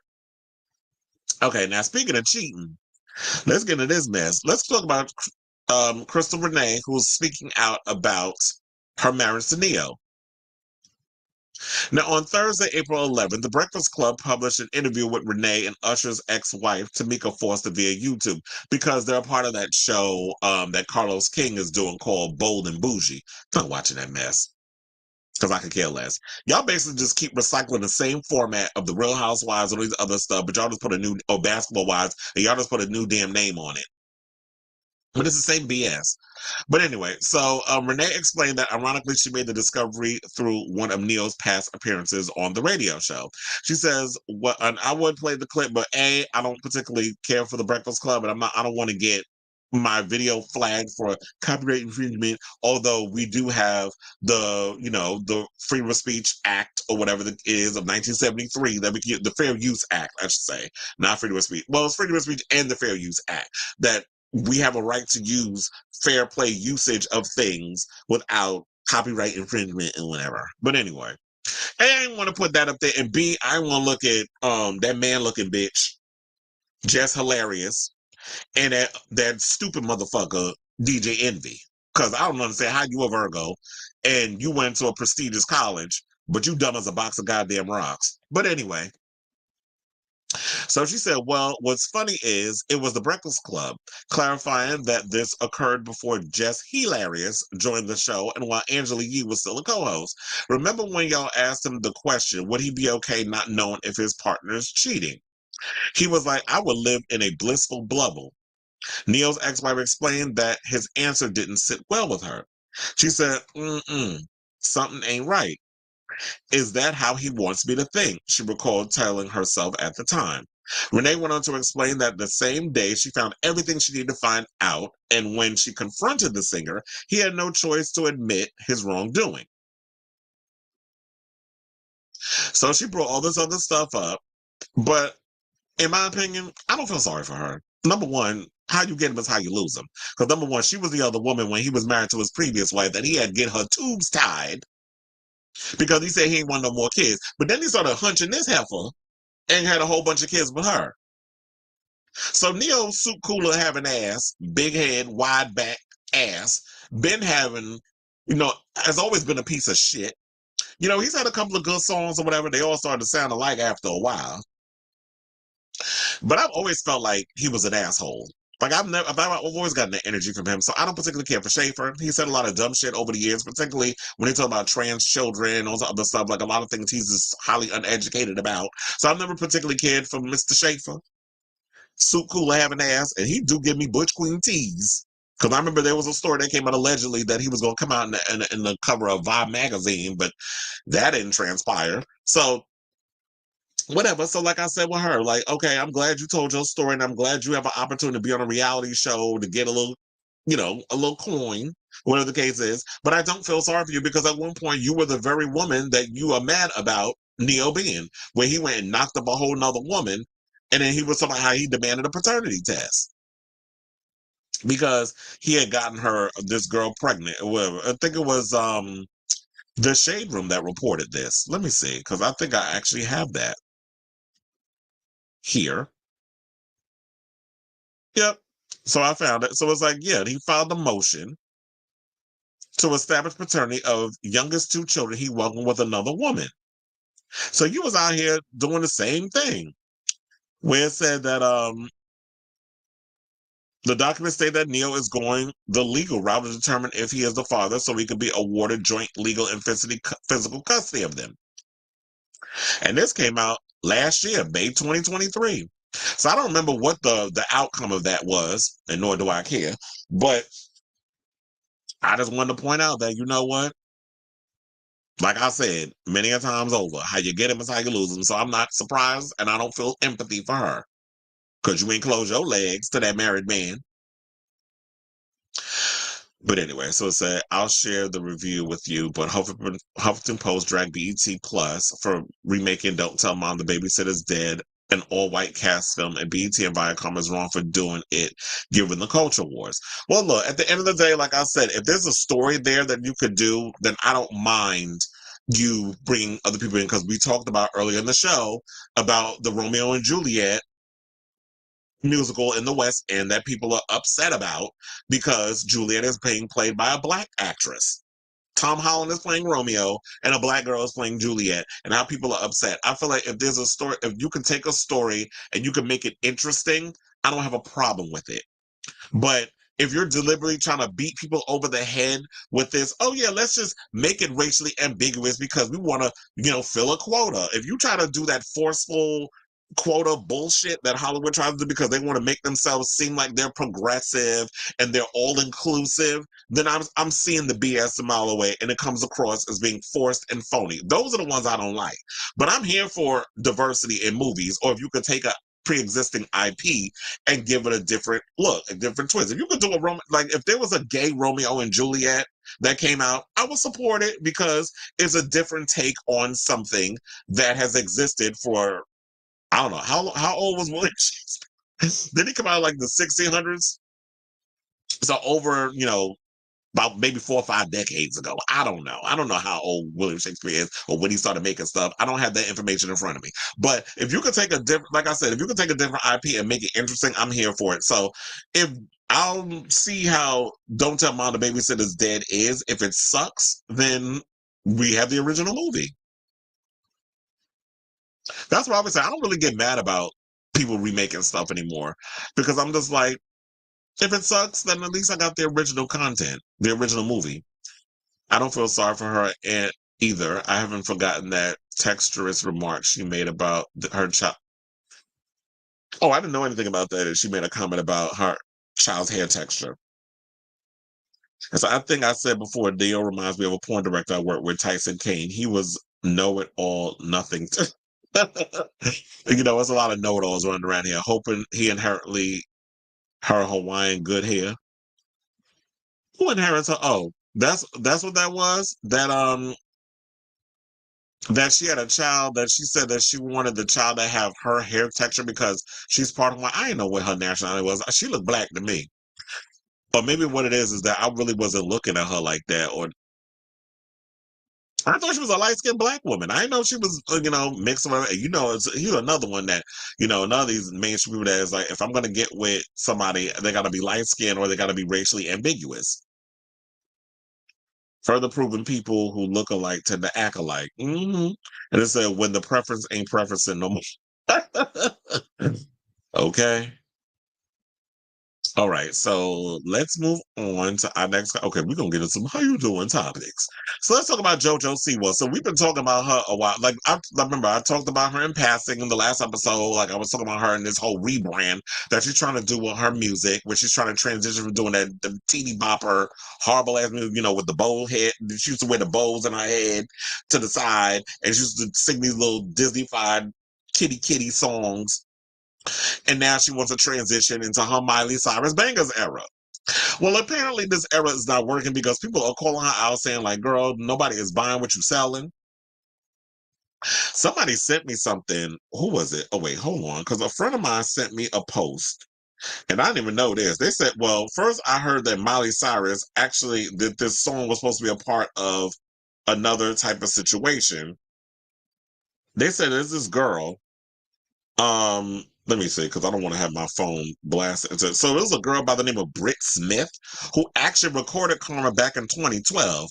And the unreleased music video, I posted it in my IG story. So if you happen to look at my IG story, it's _. You will see the video.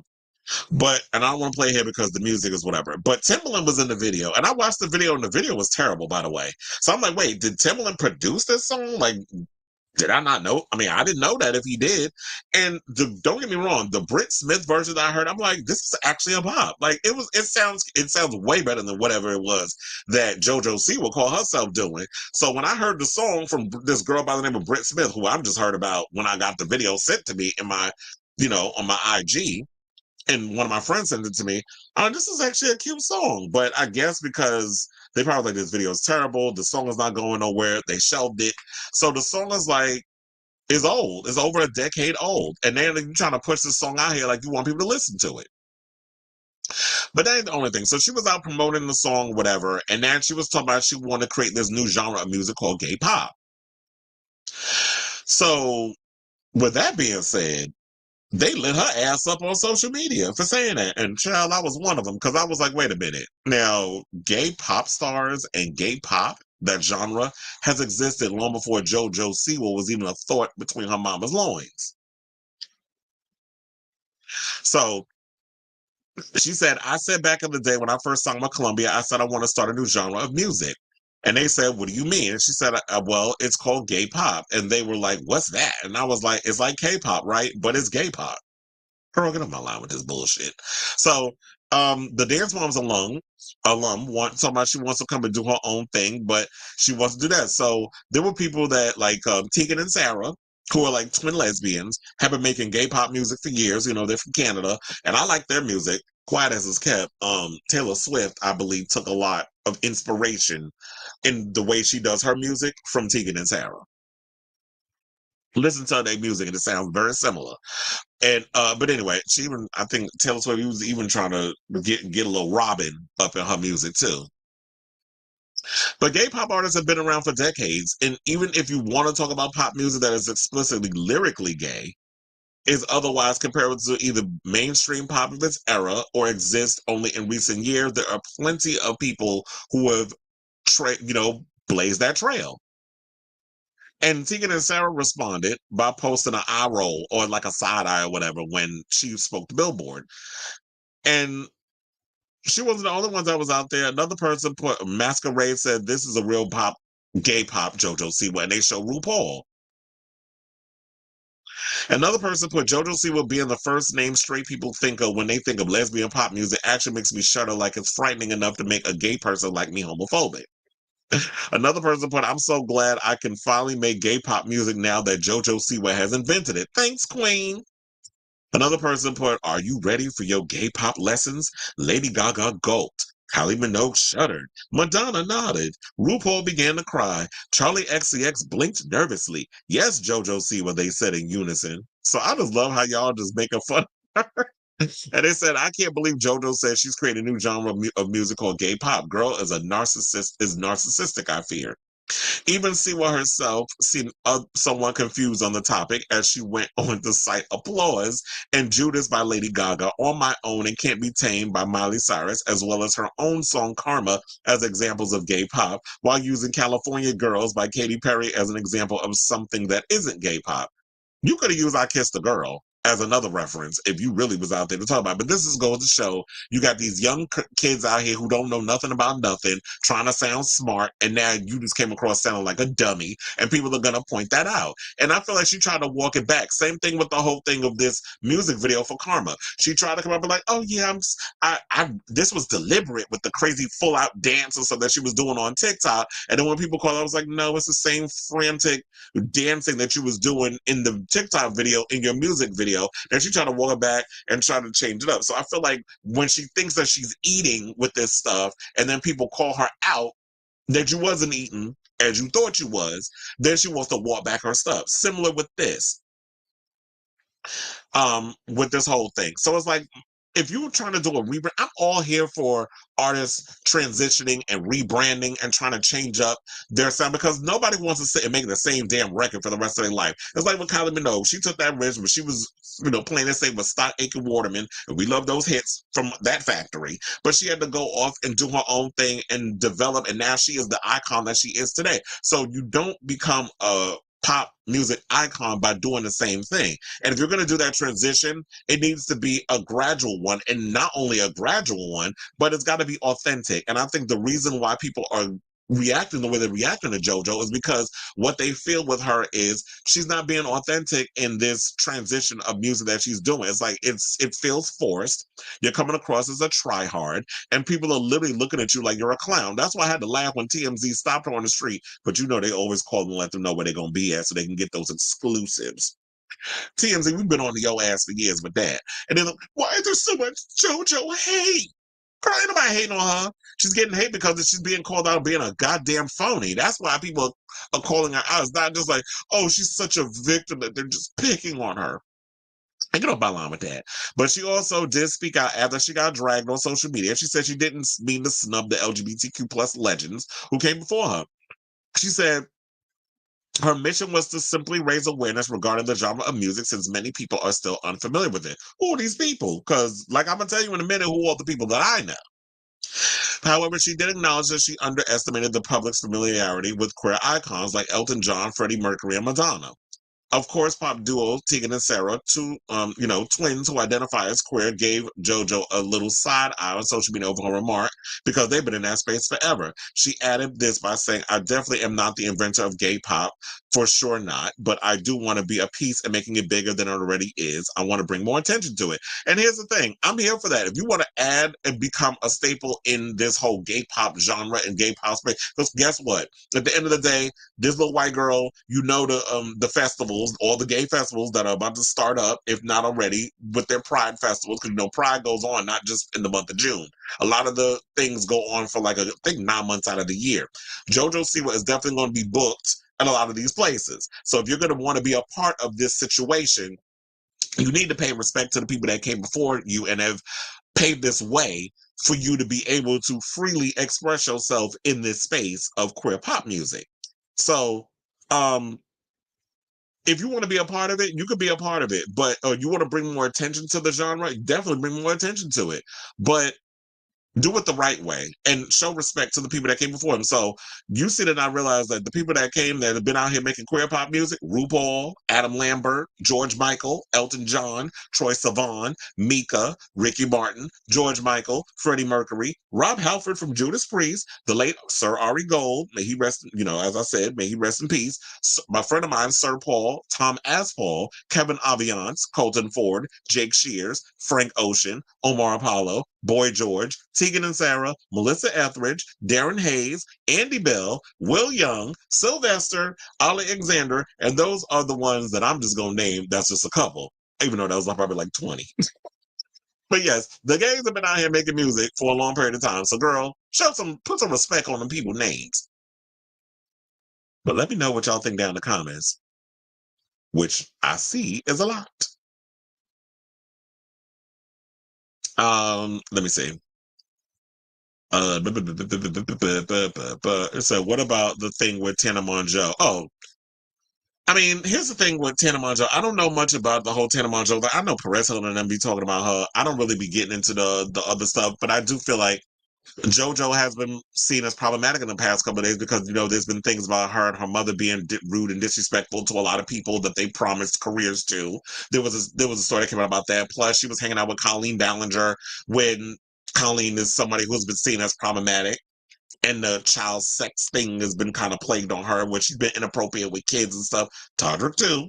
And not only that, but she was spotted hanging out with, Colleen was seen recently spotted at Todrick's birthday party. So her hands ain't clean in a lot of situations too, but I'm not really familiar with the whole thing about Tana Mongeau. I did hear her name being mentioned, whatever, but I need to look more into that to have a little bit more clarity.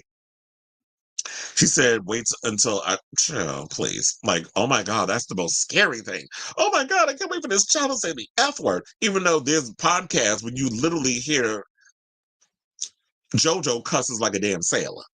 And I'm sitting like the podcast I was telling you, there was a recent podcast she did where she had like, remember that Billy Porter hat where it had like the little chandelier thing? She had on some stupid hat with some dangling chandelier type shit all over it when she was doing a podcast interview where she dropping cussing up a storm.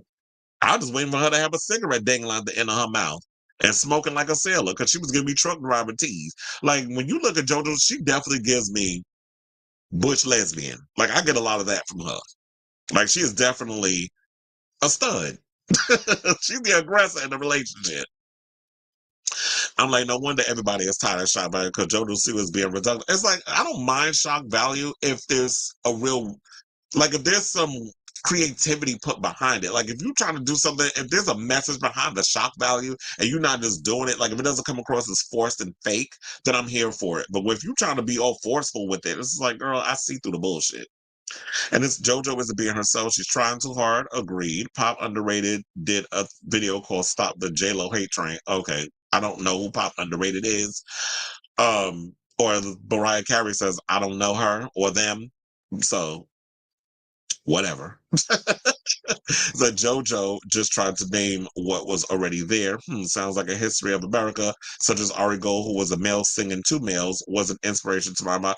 And that was the thing too, is like, I feel like I remember meeting Sir Ari Gold way back in the day when he released the Space Under Sun album, and he performed at the original XL that was in Chelsea on 14th Street, I believe it was like on 8th and 9th Avenue. I can't remember the exact address, but that was my spot. First of all, they filmed an episode of Sex in the City there. The scene where they had like the the unisex bathroom with the fish tank, that was the old XL. Yes, mother has lived. So I remember going there, and I remember meeting Sir Ari Gold for the first time, but he was known as Ari Gold back in the day.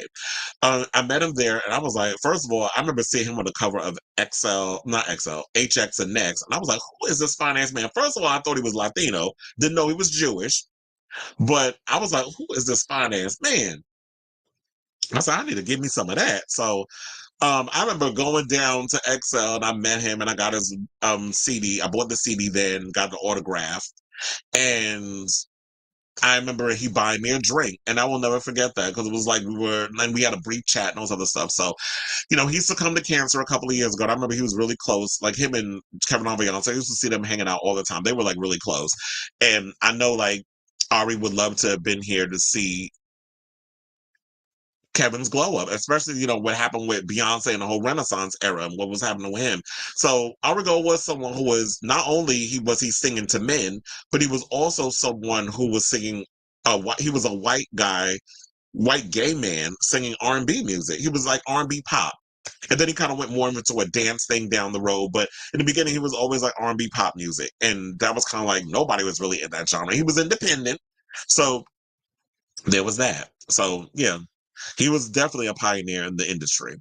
And so it was like, this weekend is Miami Beach Pride. Child. So JoJo's gonna be there. I told you they're gonna book her for a lot of those events. Bright Light. Bright Light. I know did a song with Ultra Nate that I just saw also recently. Sidebar, I'm living for that new Dula Peep song. I just saw the video last night, and her with the whole synchronized dancers and the water and stuff. Is it me, or did that give y'all Kylie Minogue, All the Lovers vibes when I was watching? Except it was more like dancey, it was more fast-paced, but it definitely gave me like the choreography and everything that was going on her climbing the bodies. It reminded me so much of Kylie Minogue's All the Lovers. I think they're trying to people be trying to compare Dula Peep to Madonna, but I really feel like that she's a Madonna-Kylie hybrid. Like, she's giving me those vibes. Not that I'm complaining, because that's my genre. I love those two women. But if they're trying to make Dula Peep as someone to kind of fit in that situation, I'm in for it. And so that hat made me think, and you know what? I like the fact that Orville Peck is trying to give people a peek at his face a lot more. But I've already seen Orville Peck's face. First of all, I've seen him naked. So there's a lot more to Orville Peck if you check, the internet. So I saw a mashup, do a song mashup with Slow. Oh, well, probably because, they're probably, the comparisons are there, like I said. And said she shot it at the same location of the song. So there, I feel like it might be an homage to Kylie Minogue, but we've seen the first song that she did, It was like an homage to Madonna's Hung Up, like it had that vibe. And now it seems like she's paying homage to Kylie. So I love the fact that a lot of the young girls, and she's really working on, that and all this stuff. Speaking of which, I saw Out Magazine did pulled up some songs of, JoJo and all this stuff. They were talking about like the queer pop songs. So they said Elton John, The Bitch Is Back, Sylvester, You Make Me Feel Mighty Real, Queen, Don't Stop Me Now, Culture Club, Karma Chameleon, the B-52's Love Shack, Madonna Vogue. Wait, hold on. Let me take that out while I was reading through this. So they said Madonna Vogue, George Michael Freedom 90, Right Said Fred, not enough Right Said Fred, child, especially after all that bullshit they've been saying lately with the homophobes and going after Beyonce but anyway, I guess that was a gay anthem. RuPaul's Supermodel, You Better Work, Mika, Grace Kelly, Lady Gaga, Born This Way, Tegan and Sarah, Closer, Haley Kiyoko, Girls Like Girls, Demi Lovato, Cool for the Summer, Kehlani, Henny, Troye Sivan, My. Don't forget Rush, too. Sophie, may she rest in peace. Immaterial. Janelle Monáe, Make Me Feel. Zolita, Somebody I F'd Once. Muna, featuring Phoebe. I like Muna's music. Definitely check them out. Silk Chiffon. I think they were nominated for multiple Grammys, too. I don't remember if they won. Little Nas X, Montero, Call Me By Your Name. Sam Smith and Kim Petras, Holy. Fletcher, Becky So Hot. Renay Rap, featuring Megan Thee Stallion, Not My Fault. Chappelle, Rowan, Red Wine, Supernova. It's a whole bunch of songs and stuff on here. I don't want to go through the whole thing. But shout out to also to Kim Petras, who was included as one of the girls that got to, judge the Vogue Challenge on Madonna's tour. So she was up there too in Miami. I think it was the last night. Okay, so we got a couple more topics. And we are out of here with today's show. And so, hold on. Let's get to the next topic. Louis Tomlinson apparently is not here for the rumors regarding his sexuality because he's still addressing it.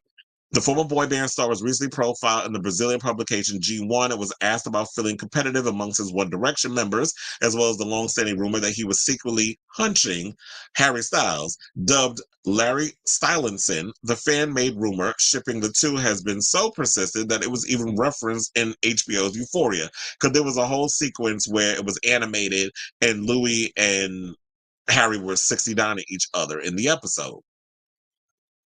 He said, what I realized a few years ago was that there is nothing I can say, said Tomlinson when asked why the rumors are so famous. There is nothing I can do to stop people who believe in this conspiracy. They're so connected to what they believe that they will not see the truth for what it really is. He admitted that he is bothered by the rumors, saying, I'm sure many people look and find all these these little conspiracies that happen a little in life interesting.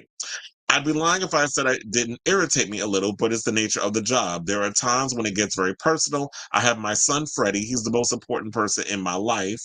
And then he went on to say that some of the things the rumors pick up on are a bit unfair, but says this is what we have now. There's nothing I can do about it. Nothing I can say to stop people from inventing what they want to invent. So he says, so be it. He also said he wasn't here for the whole Harry Styles thing in the episode of Euphoria, and he said that how it affected his friendship.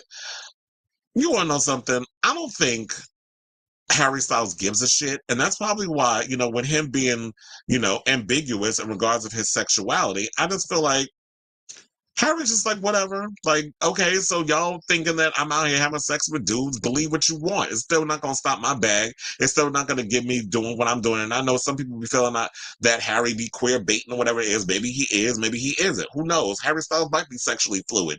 I don't need people to be out here all of a sudden shouting from the rooftops who they sleeping with and stuff. If he chooses to disclose it, then that's fine. But Louis out here protesting a little bit too much or whatever the case is. It's like, sir, relax. Like, it is what it is. Why is it still bothering you in 2024? Like, just move beyond it. I know, like, some people think, like, maybe they look at it as, like, Louis hot and Harry's hot, and they will make a cute couple. Just like Azealia Banks wants to see Little Nas X with Tyler, the Creator. And even though we know that's not going to happen, they're not out here shouting from the rooftops how bothered they are because, people are out here shipping y'all. Do people even care about Louis Tomlinson? Like, are people out here looking forward to a Louis Tomlinson album? Why does this cap? I actually like Harry Styles. You know, he's performed a couple of times in the Garden.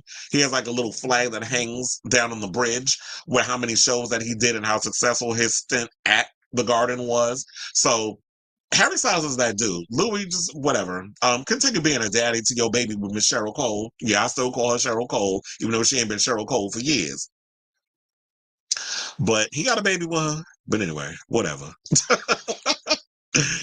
Okay, so can we give a shout out to Taylor Swift for saying no to Dubai? Yeah, and I will say that even though I'm not particularly a Tay-Tay fan, I'm not really into the Beyonce music. You know, I do like a couple of her songs, and I do like the 1989 because it fits into that whole synth pop vibe. I'm gonna give her props where there needs to be, and that is shout out to her for actually being like, you know what, all money ain't good money. I got enough money. I made enough money off this music alone that I don't need to run over to Dubai to get an extra $9 million. What am I going to do with the $9 million? Like, I got enough money. She's not out here being greedy. Like, you supposed to be for the gays, even though Jennifer Lopez got a non-binary child. And there's rumors going around that so does Ben Affleck, that Ben Affleck's child, Serafina, who was filming I think Jennifer Garner's father passed away, and Serafina, who apparently goes by another name, I forget, I think it's Bo or something or another, but hasn't said that they're trans, but saying that they go by a different name. But they were saying, and that's probably the bond also that Emmy has with Serafina. But the word is that Ben Affleck and Jennifer Garner's child is transgender. I don't know if it's true or not, but they were saying that because they were filming or streaming the funeral from their phone. Why are you, first of all, funerals, wedding, that sort of thing, that should be sacred. Like, who's filming a funeral or streaming it? Like, what the hell is it? Y'all think this is like some show that we're supposed to watch free on Amazon or whatever the case? Like, no, y'all should not be streaming that shit. I don't understand these new generations. Y'all feel like y'all need to film everything. But all money ain't good money. It's not like Jennifer Lopez running out there to Dubai to do a show and get paid millions, and Beyonce. Like, say what you want, and I'm here for Cowboy Carter and all other stuff, but I did side her when she performed out there, and I wasn't here for it. Like, these people don't even like gay people, but you make an album for the gays, partially, or mostly, with the Renaissance Act 1, but you out here supporting Dubai. So I do give her props for that, for saying no, and all money ain't good money, in my opinion.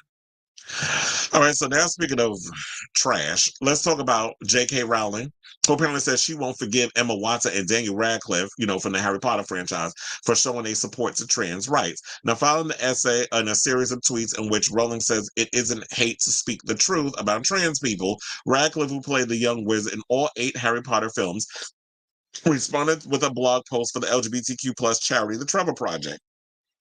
And then he declared his support for the trans community, affirmed that trans women are women, and apologized for the pain caused by Rowling's comments. Similarly, Watson, who played Harry's pal Hermione Granger, wrote on social media that trans people are who they say they are and that they deserve to live their lives without being constantly questioned or told that they aren't who they say they are. Now, Rowling, and her long, strong-ass chin, decided to respond to the criticism, suggesting that she won't forgive the pair, even if they were to apologize and reverse their stance, saying, now, she went on the Twitter on April 10th and said that she was bloody angry following the release of the cast report, which made a series of recommendations in relation to the restructuring the way trans youth receive healthcare in the UK. So I read cast this morning, and my anger been mounting all day. Kids have been irreversibly harmed, and thousands are complicit, not just medics, but the celebrity mouthpieces, unquestioning media, and cynical corporation. After one follower demanded Radcliffe and Watson to give a very public apology, safe in the knowledge that Rowling will forgive them, the author responded, not safe, I'm afraid. She went on to say celebs who cozied up to the movement and turned on eroding women's hard-won rights and who use their platforms to cheer on the transitioning of minors can save their apologies for traumatized detransitioners and vulnerable women relying on single-sex spaces. Well, here's the thing. You know what? If people, look, like Harry and Hermione, well, Daniel and Emma, like they said, Trans people are people. If people identify who they say they are, let them be who they are. Why does it concern you so much? And yeah, the fact of cis women fighting for rights and equality in not only America, in the world, against people who are trying to take your rights away, like the right to have an abortion or whatever the case is, that shouldn't affect trans women and stuff in any way. If trans women say they are women, yeah, they don't have the same experience that cis women do, because you can't have a period, you can't have children, you can't do all those things that cis women are born to do. That shouldn't what other people's decisions do. And if people want to detransition, as in, oh, I thought I was trans and I transitioned, but now I don't feel that way anymore. This is why therapy is, a thing that is required before you take that final step of, the hormones, the gender reassignment surgery, all those things, the getting the breasts, all that stuff.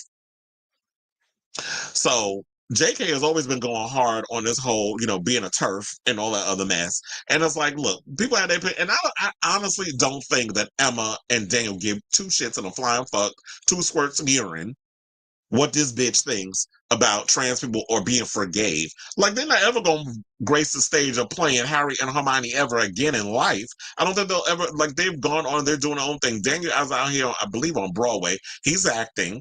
Emma's doing her own thing. Ron Weasley, he's Rupert Grint, he's all doing his own thing.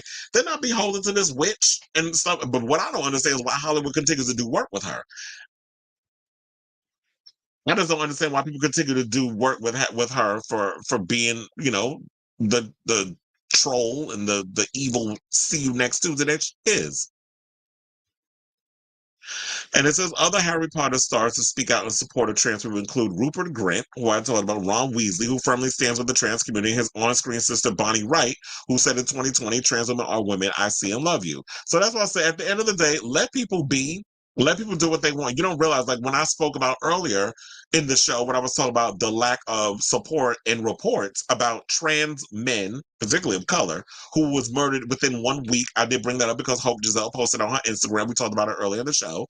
That, with the harm that has been happening to trans people, men, women, white, black, in any, every aspect of the rainbow, who's out here being murdered.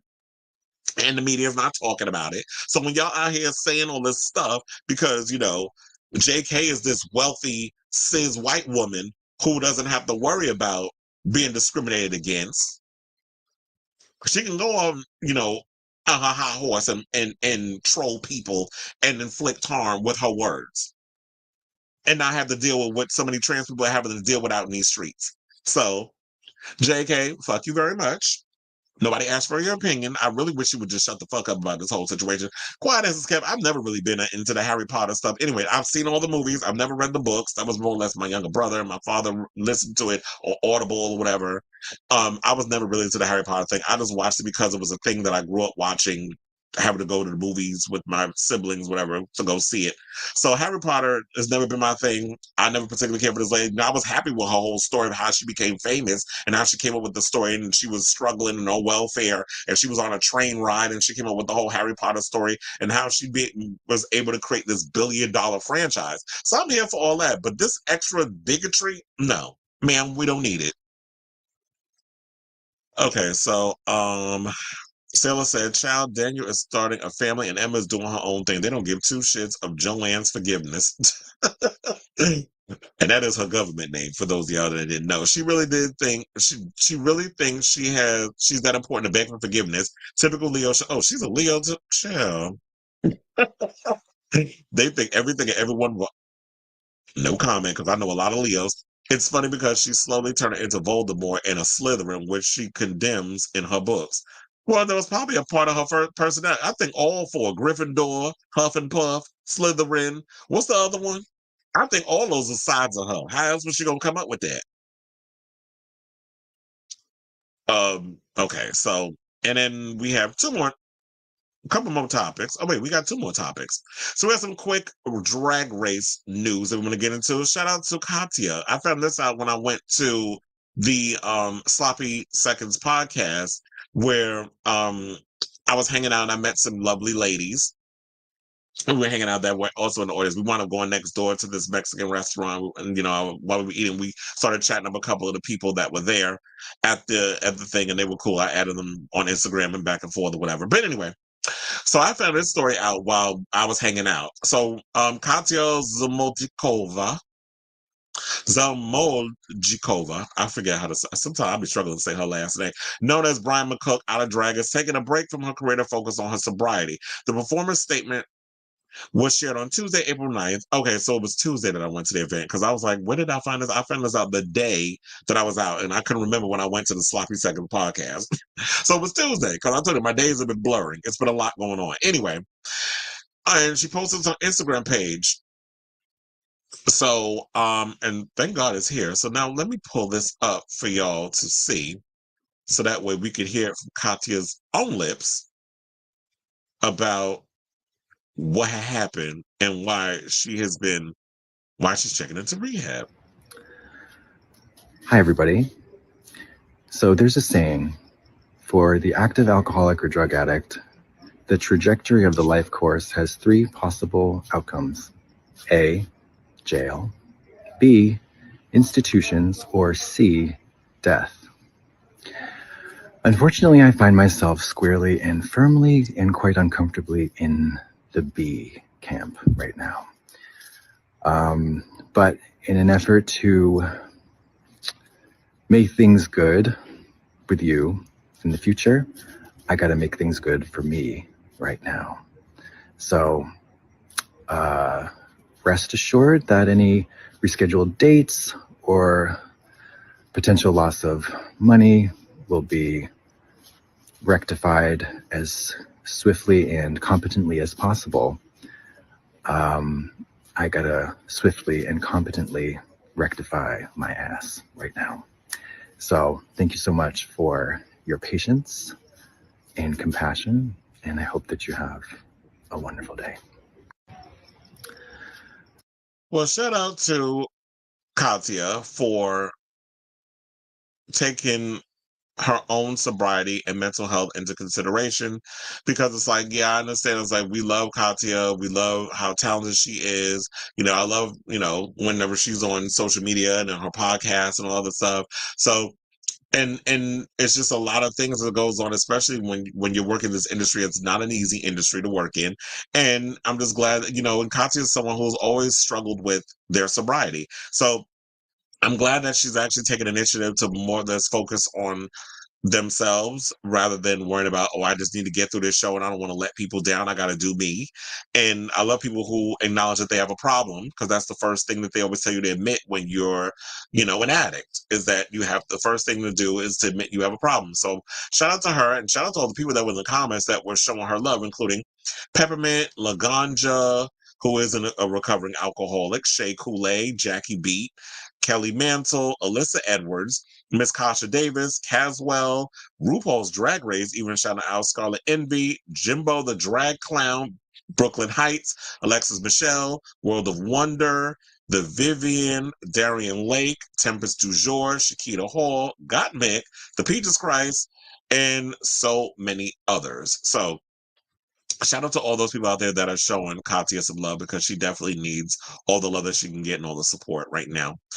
Now, speaking of other people who, I guess let's show them as much support as we can. Let's give some love to Kameron Michaels, who has officially announced her return to drag. So the bodybuilder Barbie is back on the drag stage. After a near 2-year hiatus, Kameron Michaels has a new scheduled performance coming soon. On Tuesday, April 9th, Kameron announced that she's performing at the Piranha nightclub in Las Vegas tonight.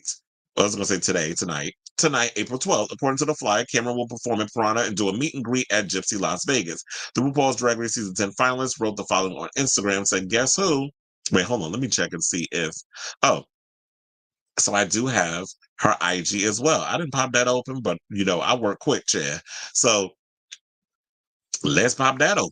So, yeah, Miss Kameron Michaels is back. She said this. She said the following. She said, guess who thought I let Miss Jesus have her moment before I had my own resurrection?